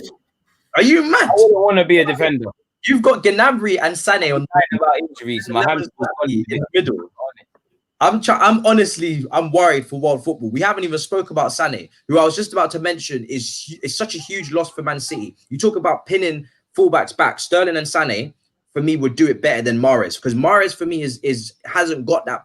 He doesn't have that in behind threat that you're going to be like, yeah, I probably need to wait. Like you would trust Davis you up and rip you. He's them man. They're gonna stand you up. You could trust Davis to come back and deal with Mahrez. Do you know what I mean? On the counter, it's a different ball game to dealing with Sterling and Sané. So for me, when Sané comes into this Bayern team, it's going to be disgusting. It's going to be. I wouldn't want to be a fullback. I would be saying I've got a hamstring injury. I cannot play in this game. You're going to get his value. Because, bro, I don't think people have seen Sané enough at right wing. I don't think they understand what they're about to watch. Honest to God. Bro, but you just don't even want to see him on left wing, blood. Because if you see him and Davis down that side, you're going to be getting ripped and there's nothing you can do as well. That's the worst feeling for a defender. Like when you're getting ripped and there's nothing you can do. You can't get close. You don't know which runner to follow. The 2v1s are gazy. If I was a fullback, pray you don't buck these man ever, because it's long. It's long. Even up against them, they'll bring something like Gnabry or Coleman might come off the bench, whichever player is missing out for that week. It's peak. Yeah. And in theory, they could actually play Sané, Coleman, and Gnabry, because people forget Gnabry can play up front. He can play in the little 10 hole behind if you're playing Lewandowski. If Muller's not So crazy depth. And more time. What I like about this Bayern Munich team, don't get me wrong, they've got a lot of old players, quote unquote, but there's bare man who are young, you know. Sane's touched early 20s. Coleman isn't that old. Gnabry isn't that old. Davis is 19. Crazy, but he's 19. You know, they've got other men in and around the team. So they've got a D. Goretzka isn't the oldest. You know, they're showing Barcelona what they should be doing, having a philosophy and sticking to it. You know, that's what Barca need to get to. Because one thing I've always rated about Bayern Munich, the hierarchy is there. Like, they're all moving in a collective. They're all judging things fairly. And that's the blueprint. That's what every club should aspire to have. I'm speaking like they've won the Champions League every year because they haven't. And I'm sure there's other factors as to why Bayern Munich are unable to do that. But, you know, there's so much to envy about Bayern Munich as a football club, really and truly, from the playing staff to how they do things around it, to how they refuse to be bullied for transfers. You know, they're probably one of the only teams that refuse to be bullied, and they will pay value. You know, a team like Man United, Arsenal, obviously Arsenal not interested in, but Arsenal, United, Chelsea. Could you imagine trying to buy Sane? You're not getting Sane for them peas. You're paying an arm and a leg. Like, you're at Barcelona and not getting him for that piece, regardless of the contract. They're paying an arm and a leg. Barcelona, to be fair, probably offer more money for no reason, but they're a bit different. But yeah, man, there's so much to envy about them, man. There, man. Yeah. Bruv. Bear man are asking about Ben Chilwell. So I don't know, what's the deal, bruv? Like, what is the deal done now? Is it done now? Yeah, I mean, do you know what? Chelsea are very good at keeping their shit quiet. So our fan base have been scouting for them and looking for left backs on Twitter. But to be honest, Ben Chilwell was always going to be the guy. Do you know what I mean? Ben Chilwell is who Frank Lampard wants, most importantly. Ben Chilwell, who Ashley Cole rates very highly. And I think what you'll see with Frank Lampard is that he won't. Obviously, it's very much he wants his targets, and obviously the club are doing their best to get what he wants. But John Terry, the likes of Ashley Cole, they're very influential as well. So if John Terry rates Declan Rice, trust you're probably going to see Declan Rice at Chelsea next summer. Yeah, not just because he's a homegrown player as well, but because he knows the club and all that kind of stuff, but also because he's rated very highly in Chelsea. Same with Ben. Certain man. Yeah, he's just rated very highly. Ashley Cole rates him very highly. Lampard wanted him from the get-go, and it was all about Leicester valuation at the end of the day. And now that they didn't make Champions League, I think it just made negotiations very simple. So Chelsea just went back in, started negotiating, and I think you're going to probably expect to see this completed for about 55 million, maybe with add-ons rising to 65. But that deal for me is as good as done as the Havertz one, because I just think when Lampard has made it so clear as day that he wants Ben Chilwell and Ben Chilwell only, then and behind the scenes indirectly, then Chelsea will probably go and get him. And to be honest, I don't really want Ben Chilwell because first of all, I think he's a little bit overrated because of the passport. I think I've seen so much better left backs on the continent for half. Yeah, you know what I mean. I've seen so many better left backs on the continent for half the price. But again, it's all about he's got the in-league experience, and I think Chelsea in a way are just kind of scared of buying left backs and defenders in general from across the continent. They've had Rudiger, they've had Emerson, they've had Alonso, Baba Rahman. Players come from overseas and not do their business. So I think Chelsea are just like, do you know what? I would rather just buy in-house. And it's the same with Man City buying Ake. You know what I mean? Reportedly looking at Harry Winks. Some now teams just seem to be saying, listen, to a degree, us with Willian, to a degree. Yeah, we're just gonna stay in our league. You look at the way Robertson's done at Liverpool, the way at Tierney's done at Arsenal, coming from Scotland. They're just saying now we're going to just stay closer to home and just trust what we got here, because we know he's got the Premier League experience. He's been here, done it. He's had a very poor season this season, Chilwell. Very poor season. And that's for me way too frequently, man. Yeah, he's been ripped by Mahrez countless times and other top wingers as well. How do you feel about him 1v1? Because I think that's when looking at Chilwell, I like Chilwell, but I just feel sometimes when he plays against a man that's an actual baller, like I can rip you, I can outpace you. You're not at the top level, yeah. Yeah, he's very. I personally have been very consistent with Chilwell. I've never vouched for him myself because I personally don't want him. There's other left backs that I want a lot more, and there's actually quite a few of them, 3 or 4 that I would prefer. But with Chilwell, I'd say he's definitely got potential to improve. But much like Declan Rice coming in at centre back, I don't feel like they're going to drastically improve us right now. So don't be surprised. Yeah. It's still a mess next season with Declan Rice at centre back and with Ben Chilwell at left back. Don't be surprised. Now, maybe in 2 or 3 years, as they grow together and learn and get better coaching, hopefully, then we might see improvements in our defense. But they're not the immediate signings that are going to change our defense now. That's why I was always trumping this was a long shot, but I wanted Alaba at Bayern because I know that he wants to leave, but he looks like he wants to go La Liga. Even Sevilla, Rodinho, I can't say his name. Rodinho looks like a quality player. Even Gabriel at Lille, for me, looks far more complete as a left-sided centre-back than putting Declan Rice there, because he's, first of all, he's got the positional experience playing there, but also he ticks all the boxes physically and then technically as well. So, and his leadership is highly spoken of. Yeah, the guy that you're actually interested in, Gabriel, is who I wanted at centre-back as well. So players like Chilwell and Rice, they're great potential, and for me, but Declan Rice has got much higher potential than Chilwell. I don't even know if Chilwell's potential is that high I've seen so far, but are they going to improve Chelsea to a massive extent right now? No, and definitely not if Frank Lampard... Not for the money. Yeah, not for the money, because they're definitely overpriced. And also not if Frank Lampard doesn't change and improve his structure. Billion for them. His defensive coaching and his structure this season has been poor. And even though I know we have bad defenders, they've been made to look worse as well. Our defending and shape and transition has been a joke. Just spoke about the Bayern game, the way that we leave gaps in between the lines. We've been leaving space in between the lines, and we've been leaving space in transition since pre-season against Salzburg when we beat them like 5-3, but we just absolutely milked. The goals were just transition, just space in between defense and midfield. We have not improved to this point in the season. I have not seen no change in transition. So I just have to hope and pray that it's because he doesn't have the personnel, and we've got the likes of Kovacic and Jorginho playing there. But even still, I saw better under Sarri last season in transition. He worked with them a lot better in that phase of the game. So there's a lot to improve, and Ben Chilwell is definitely not going to fix it. I wouldn't be surprised if Chilwell comes in and we're talking about this time next season, we still have left back problems, to be honest. You man, slap that like button. Over 1,500 people watching. Big up, get them likes up. My man said that Chilwell is like another Wayne Bridge, fam. That's what man is saying, fam. Yeah, I mean, but the thing is, Wayne Bridge was a good player. He's just not elite, not top. Yeah. When you see Ben Chilwell will do a job in the Prem, hopefully. Do you know what I mean? He's not a bad player. I think he'll cut his teeth. He'll probably do it. My main problem, first of all, is the price. He's extremely overpriced. Me paying that amount of money for Chilwell is ridiculous. No matter what way you try and spin it, he's not worth 55 million or even 65. So it's the English passport again. But when he comes to Buckman in the Champions League, which is our aspiration, I am worried that he is going to get spun. He's going to get spun.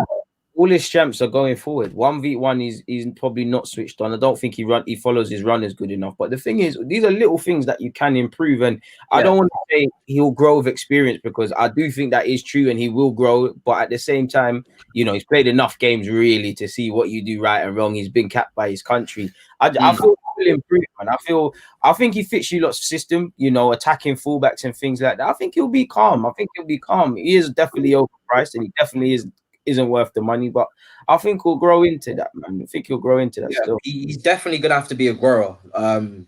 Even his crossing, for me, you look at Davis last night, the way that he just picked his man out. Even Chilwell's crossing can be a little bit up and down for me. So he's got a lot of areas of his game to improve. The one thing I will say about Chilwell and the likes of Mason, and the likes just vibes, and the likes of Declan Rice, Lampard, and it's no surprise to me, Lampard is looking for serial work ethic mode in this club. So the likes of Declan, the likes of Mount, the likes of Chilwell, they may not be top level right now, but their work ethic is ridiculous, and they are striving to get to the top. You can see it in their mannerisms, the way that they train. He's looking for people that train hard, because Lampard was a hard trainer. Lampard wasn't the best midfielder in England. He wasn't anywhere near that level when he was at West Ham, but he worked day in and day out for that shooting, for that vision, for that awareness, the scanning that he did when he was on the ball. I remember going to my first Chelsea game and I just watched him and only him. He scans every time before the ball comes to him. He's always scanning around him to see. And that's why when he got the ball, he looked like he had so much time. The best midfielders in the world did that. Your Xavi's and the Iniesta. They think the game. They see the picture before it's happening. They scanned. That's why they always look so comfortable on the ball and look like they got time and space, because they scan before they get the ball. Some other midfielders, don't want to mention Ross Barkley, but they don't scan. Do you know what I mean? They get the ball and it's like, oh shit, what do I do now? And it's like, bro, just if you scanned before you got the ball, you would know where you are on the pitch. Do you know what I mean? So Yeah, I just think they're just bringing in work ethic. It's work ethic. That's what it is. And it's also camaraderie because Chilwell's not going to have any adaptation problems. He knows some of the lads from England. He knows some of the boys already. Same with Declan Rice. It's a camaraderie. Be a quite flamboyant dresser, has a lot of interest away from the field. Not that it's relevant. It seems like he'll in very nicely with the boys and seems like a lad, really. Like one of the boys. It's passion and love and that. Right, Edward, big up for your message as well, bruv. That just reminded me, yeah. Obviously, I put out my last interview was Tom Huddleston. I got one with Jamal Lewis. I'm going to release it after I come off here, actually, bruv. Jamal Lewis at Norwich. Another left back that I'd rather have than Ben Chilwell, blood. He will cost a third of what Ben Chilwell's going to cost. Do you know what I mean? And he's got a much higher ceiling than Ben Chilwell, bruv. I think Ben Chilwell falls into that Luke Shaw overrated English category, you know them ones, and there's a lot of people that fall into that category. I like James Maddison, but again, this season he ain't had a season like he had last season. You know them, he's kind of gone under the radar. No one's talking about him this year. Remember last year it was Maddison or Grealish. This year it's all like no one's talking about him no more. Do you know what I mean? And I just feel like, bro, with Jamal just got relegated. Do you know what I mean? He's available for 20 million, for flipping international left back, bro. That's 21 what. Well, only going to get better. Like different gravy investment. It makes full sense. It makes so much sense. Smart recruitment. I think Liverpool are looking at him and they're looking at Thiago as well at Bayern Munich. If they get both of those players, that's very smart. You're finally starting to we spoke about in previous shows, which is get that depth. They have no depth at fullback. You're starting to, if you get Lewis to back up Robertson, you're getting that depth. You get Thiago, you're suddenly getting that creativity and vision in midfield that we talk about that they lack. So if they can secure those two deals, they should have got Werner as well as another player that they needed for their front three. Then Liverpool will be looking decent, but it's whether they get those deals over the line. But yeah, I completely agree on Lewis, and it's the same with Dele Alli. You know what I mean? We spoke about him, but where's he gone to? Do you know what I mean? Years ago, this brother was looking like the next upcoming attacking midfielder to get your goals for England. Now he's kind of gone off the radar. So I'm very cautious with these English lads coming up because unfortunately they come for a couple of seasons and then they dip and they never spoke about again. They just, I don't know where they disappear. But I'm not looking for that. I'm looking for consistency. So we'll see what happens. But yeah, Ben Chilwell definitely does give me the Luke Shaw vibe. The only thing I say about Luke Shaw is that maybe he's a bit of a hazard one where they're packing on the pounds and that. So yeah, bro. He's got crimes to answer to still. Crimes against football and that. He has. He's got bare them crimes. You get me? And my man saying that report. What's that? Do you remember Luke Shaw at Southampton? He was again another one from talked about God's grace. Yeah, but this is what happens with a lot of these players. Yeah, they get the hype, they have one good season, and then they ride on that legacy for their whole career. A lot of these Englishmen do that because they were sensations when they bust through, blood. Then they manage to kind of their reputation precedes them, for most of their career. A lot of English players do it, bro. Like we've seen it numerous times with English players. They burst on the scene, and then they just glide through their career, like Ross Barkley's doing right now, and other men like that. Them man just glide through their career on the reputation of being a skeng man when he busts through at Everton. Yeah, and that's what I don't want at Chelsea. You see what I'm saying with this? People like to add this Premier League experience thing. They add it on as an extra attribute, like his dribbling or shooting. No, bro. It's not a FIFA attribute. You can't just add on English passport and then you get an extra rating for your FIFA, man. And I don't want to another Drinkwater or another Barkley or another this and that. John Stones. Do you know what I mean? So it can go either way. These men try and talk about Premier League experience. It can only go one way. It can only be good. It can only be bad sometimes because you don't have to learn a new language. You don't have to grow up. You're already here. You're already home. So then you just start getting complacent. You're already chilling. Oh, I've got big wages now. I'm at a big club now. I can start taking my foot off the pedal. It can go both ways. So it's all about the mentality. It's the same way we were talking about earlier with top defenders, how big they are. People like to take these little things and make it the whole thing. They make it the whole story. Whether you got English passport, you got Premier League experience, you got your tall defender. It's not about those things. It's about the other components that make up a footballer. It's about the tenacity. It's about the anticipation. If your heading ability, you can be 6'5", but if you don't have no anticipation, no timing with your heading, you're no good to anybody. Yeah. I've got two centre backs all rocking around my club. Rudiger, they're all 6 foot plus. Even Christensen, same height as John Terry. These men can't score from set pieces because they got no timing, no anticipation, no bravery to get their head on the ball. So these are the other components people don't talk about. They just look at height and they're like, right, we need to get ourselves some tall centre backs. Ake will score more headers for Man City than Christensen next year, and I'm telling you, Christensen's taller by quite a bit. Do you know what I mean? So that's just how it goes. It's just This man are taking a piss. John Stones is another one. That's what I mean. I like He burst on the scene and then cruised through his career, blood, just eating big food at City. My man said she'll hit the belly, then he hit the belly, blood. What the hell? Man's taking a piss. You see what? You'll be here all day with these English shoes, you know. You could be here all day with these English shoes. Bro, And that's too many of these, man. That's why I was so fuming at Sancho when he came back from lockdown and he had a little belly on him as well. When he come back for Dortmund, I said, listen, don't be another one, bro. Don't be another one. All of these shit. You know, he probably missed yard food, man. After players, man. There's too many players with backsides. There's too many. You don't see Ronaldo turn up ever like this. He wouldn't even turn up to play like this. You know what I mean? There's some sort of work ethic that needs to be instilled into these. Ronaldo's gonna die with an 8-pack, blood. You know that man's too. He does it for vanity, blood. It's not even for football, blood. You know that man just loves himself. Do it for whatever. It's not even for football, blood. It's not about football, blood. Do it for whatever. You know what I'm saying? If one of these English dons have to secure a contract with some sort of modeling thing on Instagram for them to keep themselves in shape, then so be it. Because I can't be having Sancho turn up for squeaky in World Cups. I need these people to have themselves in shape. You're getting paid serious money, and I'm seeing backsides from Luke Shaw, from Sancho, from Hazard.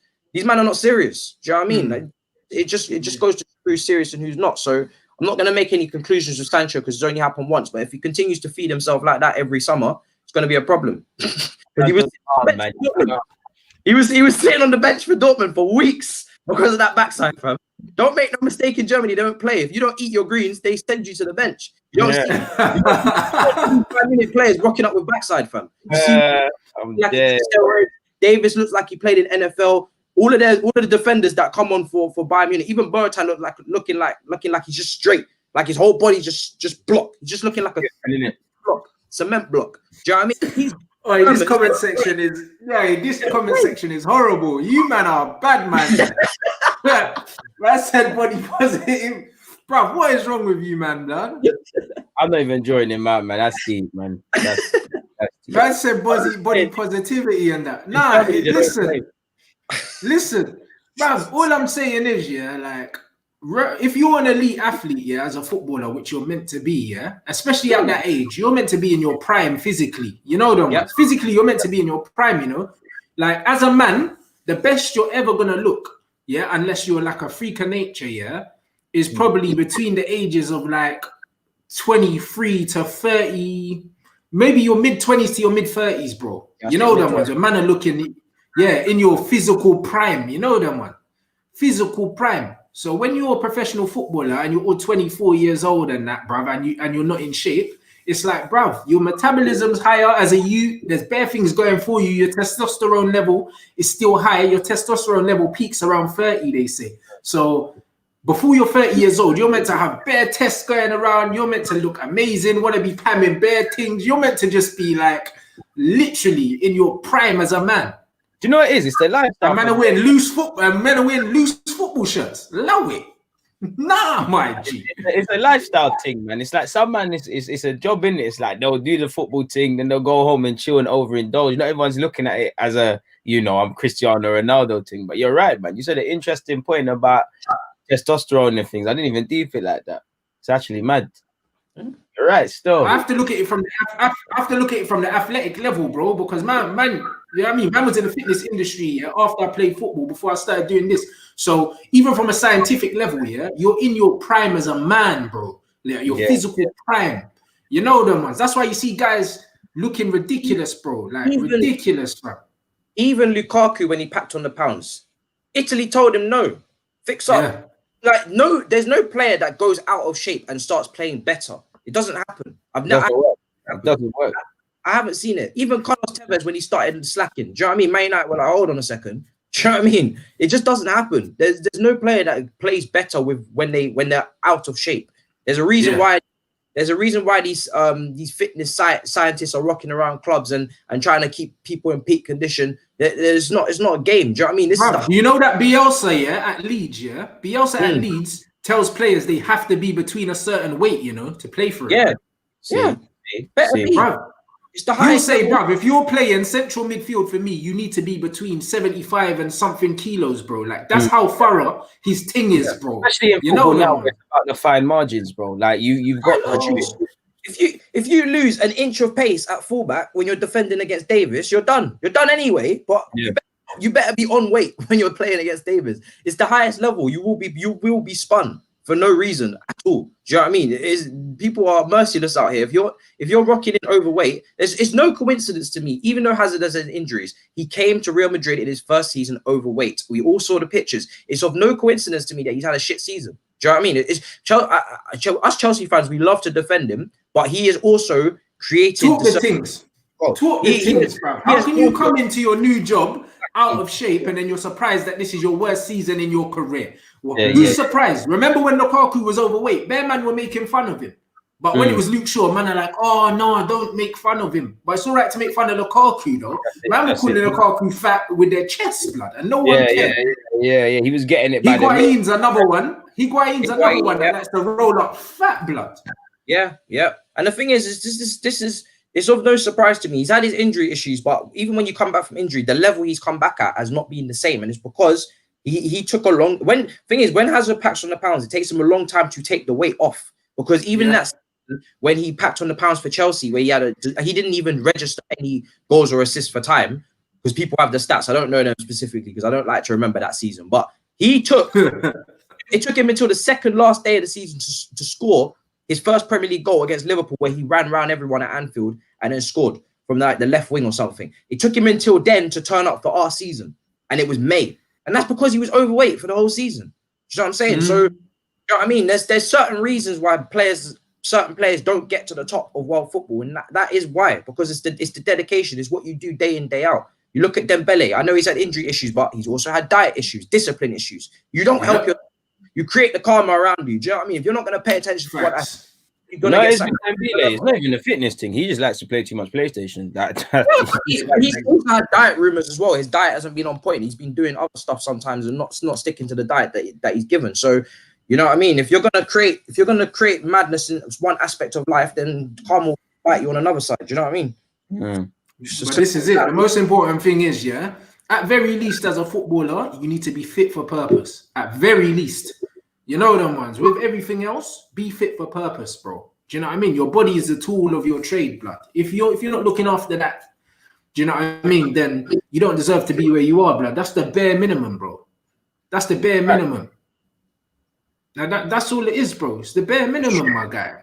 So it's one of them ones. It's like them man there that turn up to football and they forgot their shin pads and that. You can't come to football with no shin pads. Right, when you don't do the thing.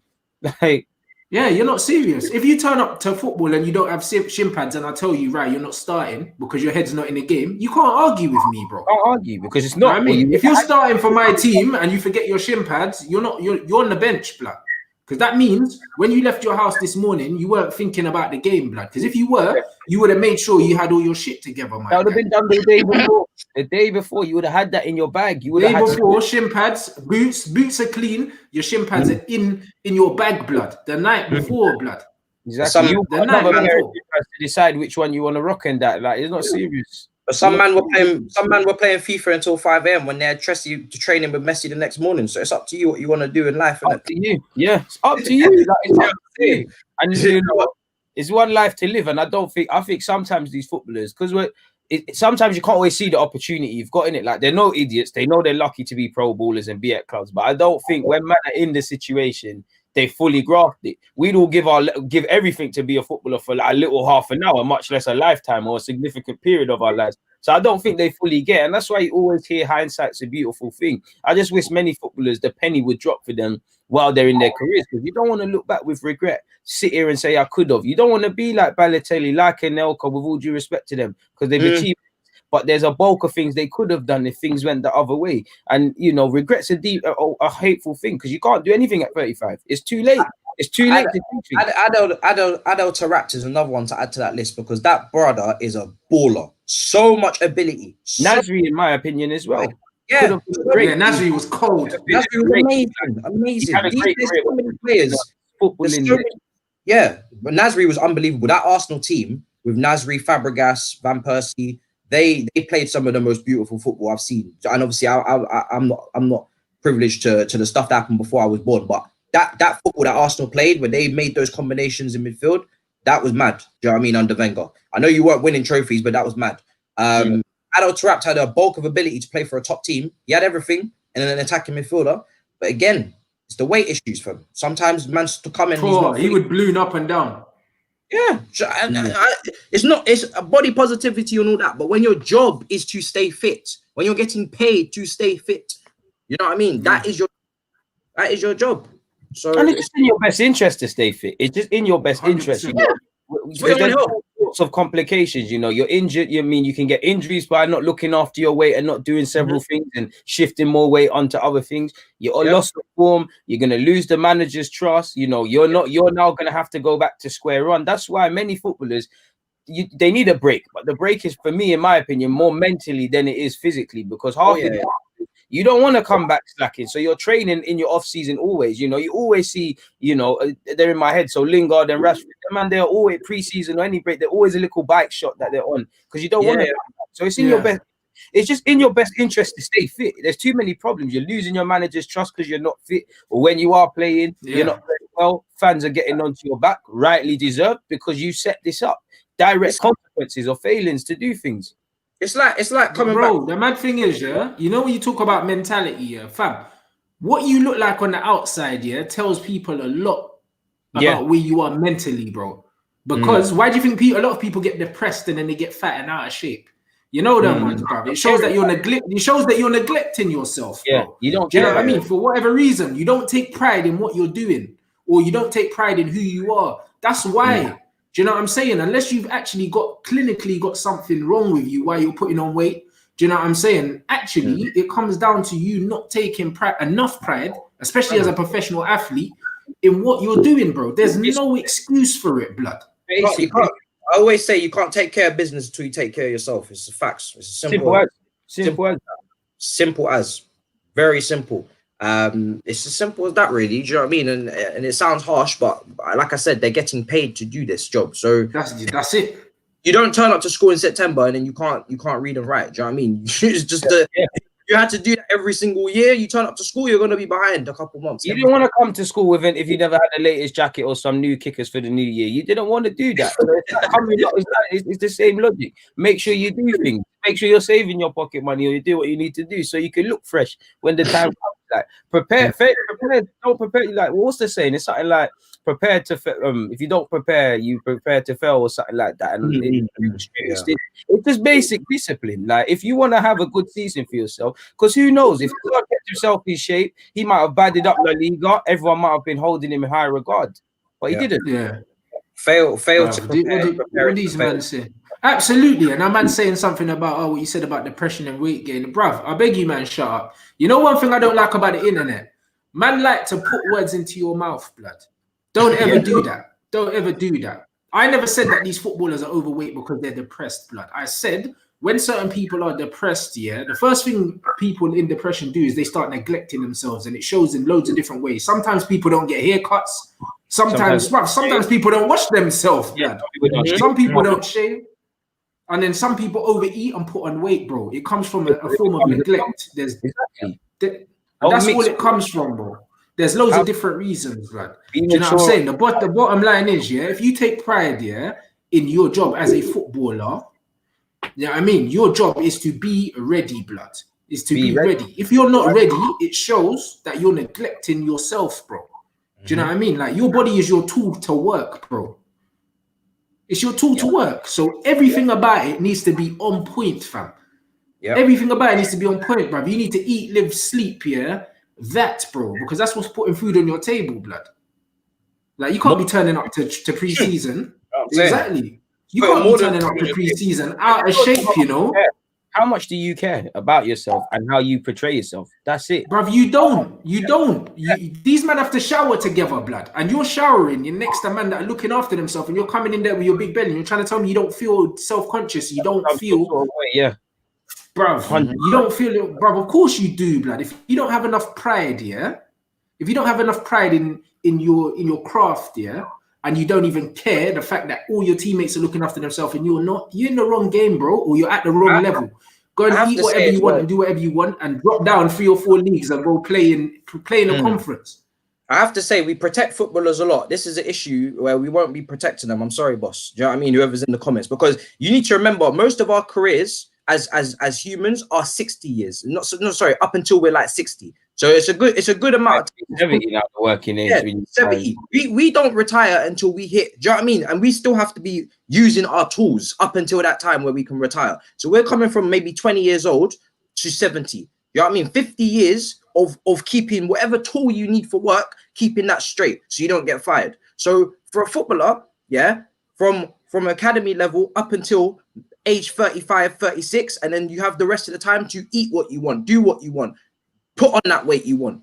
Balloon as much as you want. Yeah, it's not as much time to use your tools. That's what it's about moderation, fam. Because I bet you there's footballers with shit diets, you know. Imagine if Lionel Messi definitely won. He's not mean that, and it's discipline, you know, it's discipline, man. You got it's in moderation, and it seems like in life and in football, certain man just simply overindulge. And especially when you have money, when you're around the people, when you're on these mad holidays and stuff, it probably just starts off, all right, just 1, it's calm, all right, just 2, all right, just 3. Before you know it, like Rants said, you're in the change room with your duns. Oh, what the fuck happened to you over pre-season, mate? And then your life is spinning. Your life is going like, you're like, well, rah, I really let myself go. And the manager is.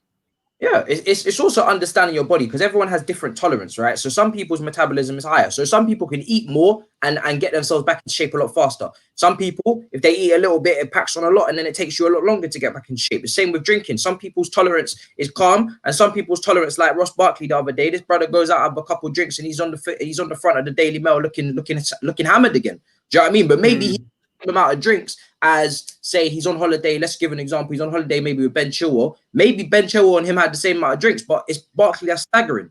Do you know what I mean? It's Barkley that's staggering. It's Ben Chilwell just walking down the street looking normal. But because Barkley's he's on the front page. You see what I'm saying? It's knowing your body, knowing your limits and moderation, and knowing what you can do. It doesn't always mean that you have to look after yourself in exactly the same way as the next man, because the next man is not the same as you. But it's knowing what you need to do to be in your peak position.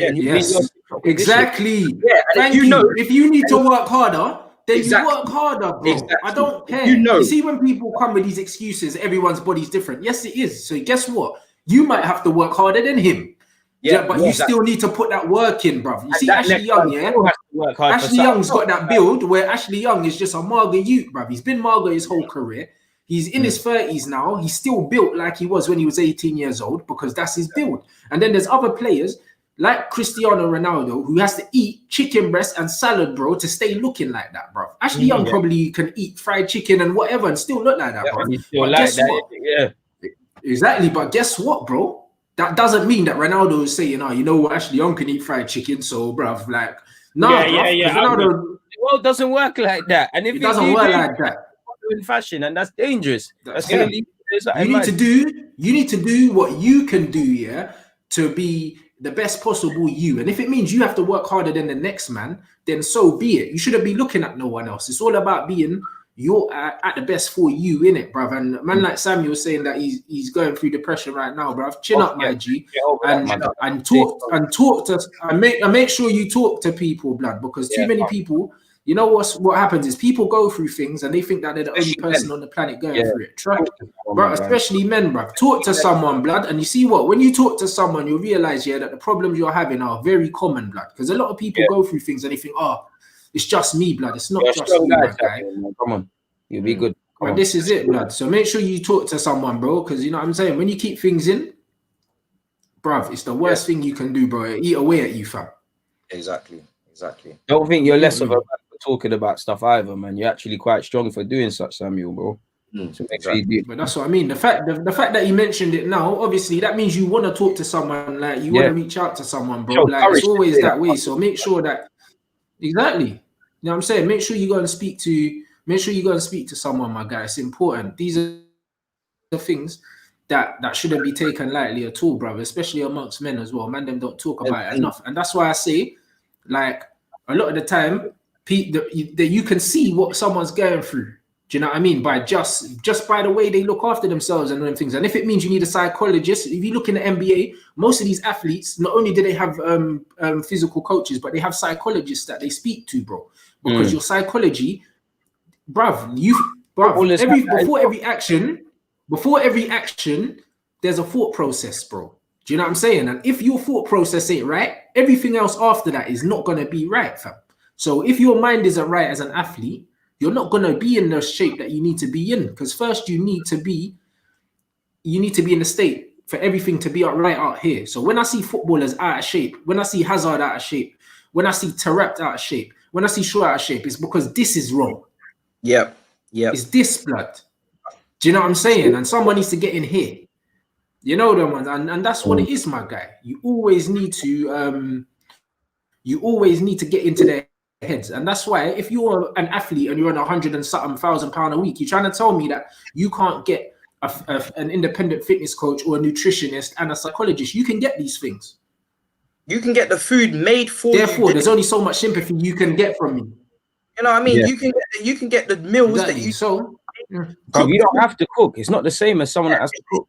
You can get the food bought for you, like delivered to you, made for you, created for you, fed to you. They can probably get the spoon and feed it to you yourself. Some of the most leanest, and this ain't just normal chicken, you know. They can get some of the best cuts that the world has to offer because of the money, and and you don't even have to pay for it more time. The club are not gonna say, no, I'm not gonna sort you out with food. It's in their best interest for you to eat the right fuel to put into your body, so you can get 3-4 delivered to your house. Because I remember seeing a story. I know Kevin De Bruyne does something like that. He's got a chef and he does something with City and he's got his own chef. Is there any? No, his chef comes to his house, lets himself in the house, cooks for him and the family, and this same chef cooks for loads of footballers in the area because I saw like a video. And is there any coincidence that he's badding it up? Simple. If you think Kevin De Bruyne's in the kitchen, following recipe, I don't know what to make today. How do I keep lean? No, fam. No. Yeah. It's not hard. It's not hard, bro. I'm sorry. It's frustrating because it's easily done, man. It's easily done. And that's what I'm saying, bro. You get one career, it's a short one, blood. You know the ones. And look, he's saying as James Milner, bro, before we wrap it up. James Milner's a prime example. Look at his age, blood. He comes in the fittest every pre-season, the leanest. He's in sub 10% body fat. Body, still going strong. Look at them. Yeah. That man looking in the even Willian, like that's one thing I don't even mind about his age because he's looking after himself. Now it would be Arsenal for him to typically get injured, touch wood, but he looks after himself. Them things that are irrelevant where you're looking after yourself. You look at Aubameyang, you know, being 31, his legs should be giving go. He's still one of the fastest in the league, one of the most fit, covering the most ground, tracking back. I don't know if he learned it in Italy. I don't know if he's just doing it for himself, but he looks after himself. That's why I don't mind if he gets the contract, because it's irrelevant. He's looking after himself. And like Rants said in a couple of episodes ago, it's like when you look after yourself, you might be biologically 31, 32, but your football age might be extended by a couple of years because of that. Now, that doesn't mean you can necessarily keep scoring at the top level and doing things, but you've still got something to give. And he's smart. And you look at Vardy. Vardy understands his body. He probably didn't want to retire from international football, but he thought to himself, listen, I'm not going to be able to give and play to the level I can if I'm still making myself available for more games. So let me rein it in a bit. And now, obviously, a bit of it's probably financially because he can play for extra couple of years, earn some bob. But is it any coincidence? Like it's not rocket science. You look after yourself, good things happen. You don't look after yourself, you might get away with it, but at some level, it's going to thingy. It's going to thingy. And I know preparing these. And this friend said about KDB as well. This guy said about KDB, came back fat after lockdown. You know why, bro? Because COVID. So his chef weren't allowed in his yard, bro. So guess what that tells you? That tells you that KDB knows that he ain't got discipline. That's why he hired him in the first place. Do you understand what I'm saying? Because he knows himself. As soon as the chef couldn't come in the house, man was eating everything in the fridge, blood. And remember, you're at home with your kids, so man are eating your kids' biscuits, you're eating your kids' yogurt. Everything, bro. Eating off your kids. You don't know if football's coming back, so you just start nibbling on a 1, 2, 3 biscuit. Think, you don't need to actually get ready for this. Premier League's coming back, and this brother's looking at Eddie like, oh shit. This is De Bruyne was one of the players saying as well. Like De Bruyne was one of the players saying, if the league's not back by June, scrap it, because he knew he was out of shape. He was yeah. He said that. He was like, nah. He said that from his sofa, looking at it like, yo, I don't want this Premier League back. We're not winning the title. Coming back. Coming back to get memed, fam. Nah, bro. He was like, listen. Like, I'm too far gone now. Yeah, just dead off this league, blood, real quick. You know what I'm saying? Man came back with a big belly, fam. You know what I'm saying? Nah, trust me.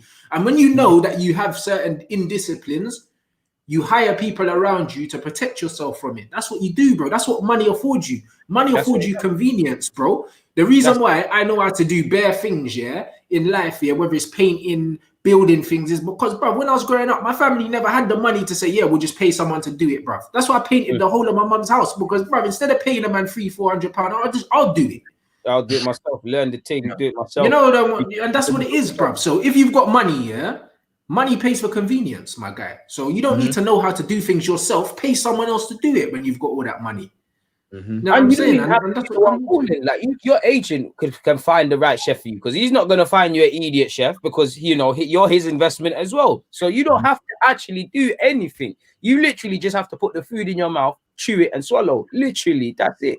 Sometimes they put the food in your mouth for you. I saw a video of William at a restaurant. They literally spoon-fed him, napkin, everything for him. You know what I mean? That's a baby thing. That's a bit beaky, but that's a bit beaky. I don't know about William. And he's just signed for my club as well. Cut that out, William, man. I don't know about that. When you're that rich, people will do the most for you, so they can get that tip. Most, that's big. That's big. You know what I mean? That's what I'm saying. And hey, Samuel as well. Hey, message me on Instagram, innit? Like when you come off the stream, bruv, and I'll chat to you, bruv. You get me? Because you, man, when man are going through things and shit, you need to make sure you speak to people. You know the ones. It's important, bruv. So message me on Instagram, Samuel, blood, and I'll chat to you, blood, off the stream and that. Do you know what I'm saying? Man, them just need to do that. But obviously, that's what I'm saying, bruv. This show, bruv, we covered everything. And that's why I said, like, bruv, this is what this channel is about. At the end of the day, bruv, it's about man them. It's about man them talking about football, bro. This is a football community. You know them, man. It's one of them. That's what it's about. It's about football, bro. There's loads of different aspects of football. It's not just our clubs. There's different layers to this football team. You know them ones. So it's what that's why we're here, bro. Like, ultimately, we're all football fans. We all love football. We're gonna have different opinions, but do you know what I mean? This is what it is. You know what I mean? This is what it is, man. Do you know what I mean? So big up everyone for tuning in. Anything you man want to say, blood, before we wrap up? Anything you want to plug? Yeah, go Matisse, man. You don't plug nothing really to plug, you know. Just thanks for the love, because I know you man are coming onto Twitter and saying, "Where's the show? Where's the show?" And I'm like, you know, I'm just glad we could come and do the show for you lot today. I'm glad you man are enjoying it, because you show a lot of love on Twitter. That's where I'm mainly located, in it. So that's where I see you guys saying, when's the show coming? When's the show coming? And show is here, fam. I'm glad once again the show comes, because the show is always lit. And it's good to interact with you guys. So I'm glad you're enjoying it. Yeah, man. Like Matisse said, man, it's fantastic to be here. Obviously, we have some good chat. We, you know, I love this show, man, and it's growing. It's lovely to see the likes and the subscribers and whatnot. By now, you lot should know where to follow me, but you know, my Twitter and all that, it's the same handle as you're seeing now. YouTube, just type in Deluded Gooner, you'll find what you need to find, man. And yeah, before you know it, we'll be back here again, man. You know, I was here yesterday, we're here today, so we're trying a thing, man. We're trying to do what we can for you lot, man. We're trying. 100. This is it, man, and we'll keep building the show, blood. The numbers are going up every week, brother. The viewers, we over 1,500 today, comfy. You get me? So, you know what I'm saying? We'll catch you, man, next week, 100, innit, man? Big up for all the chat. It's good, brother. And yeah, Samuel, message, man, innit? Like, shout, man, on Instagram, and we can chat, bruv. Hey, big up you, man. See.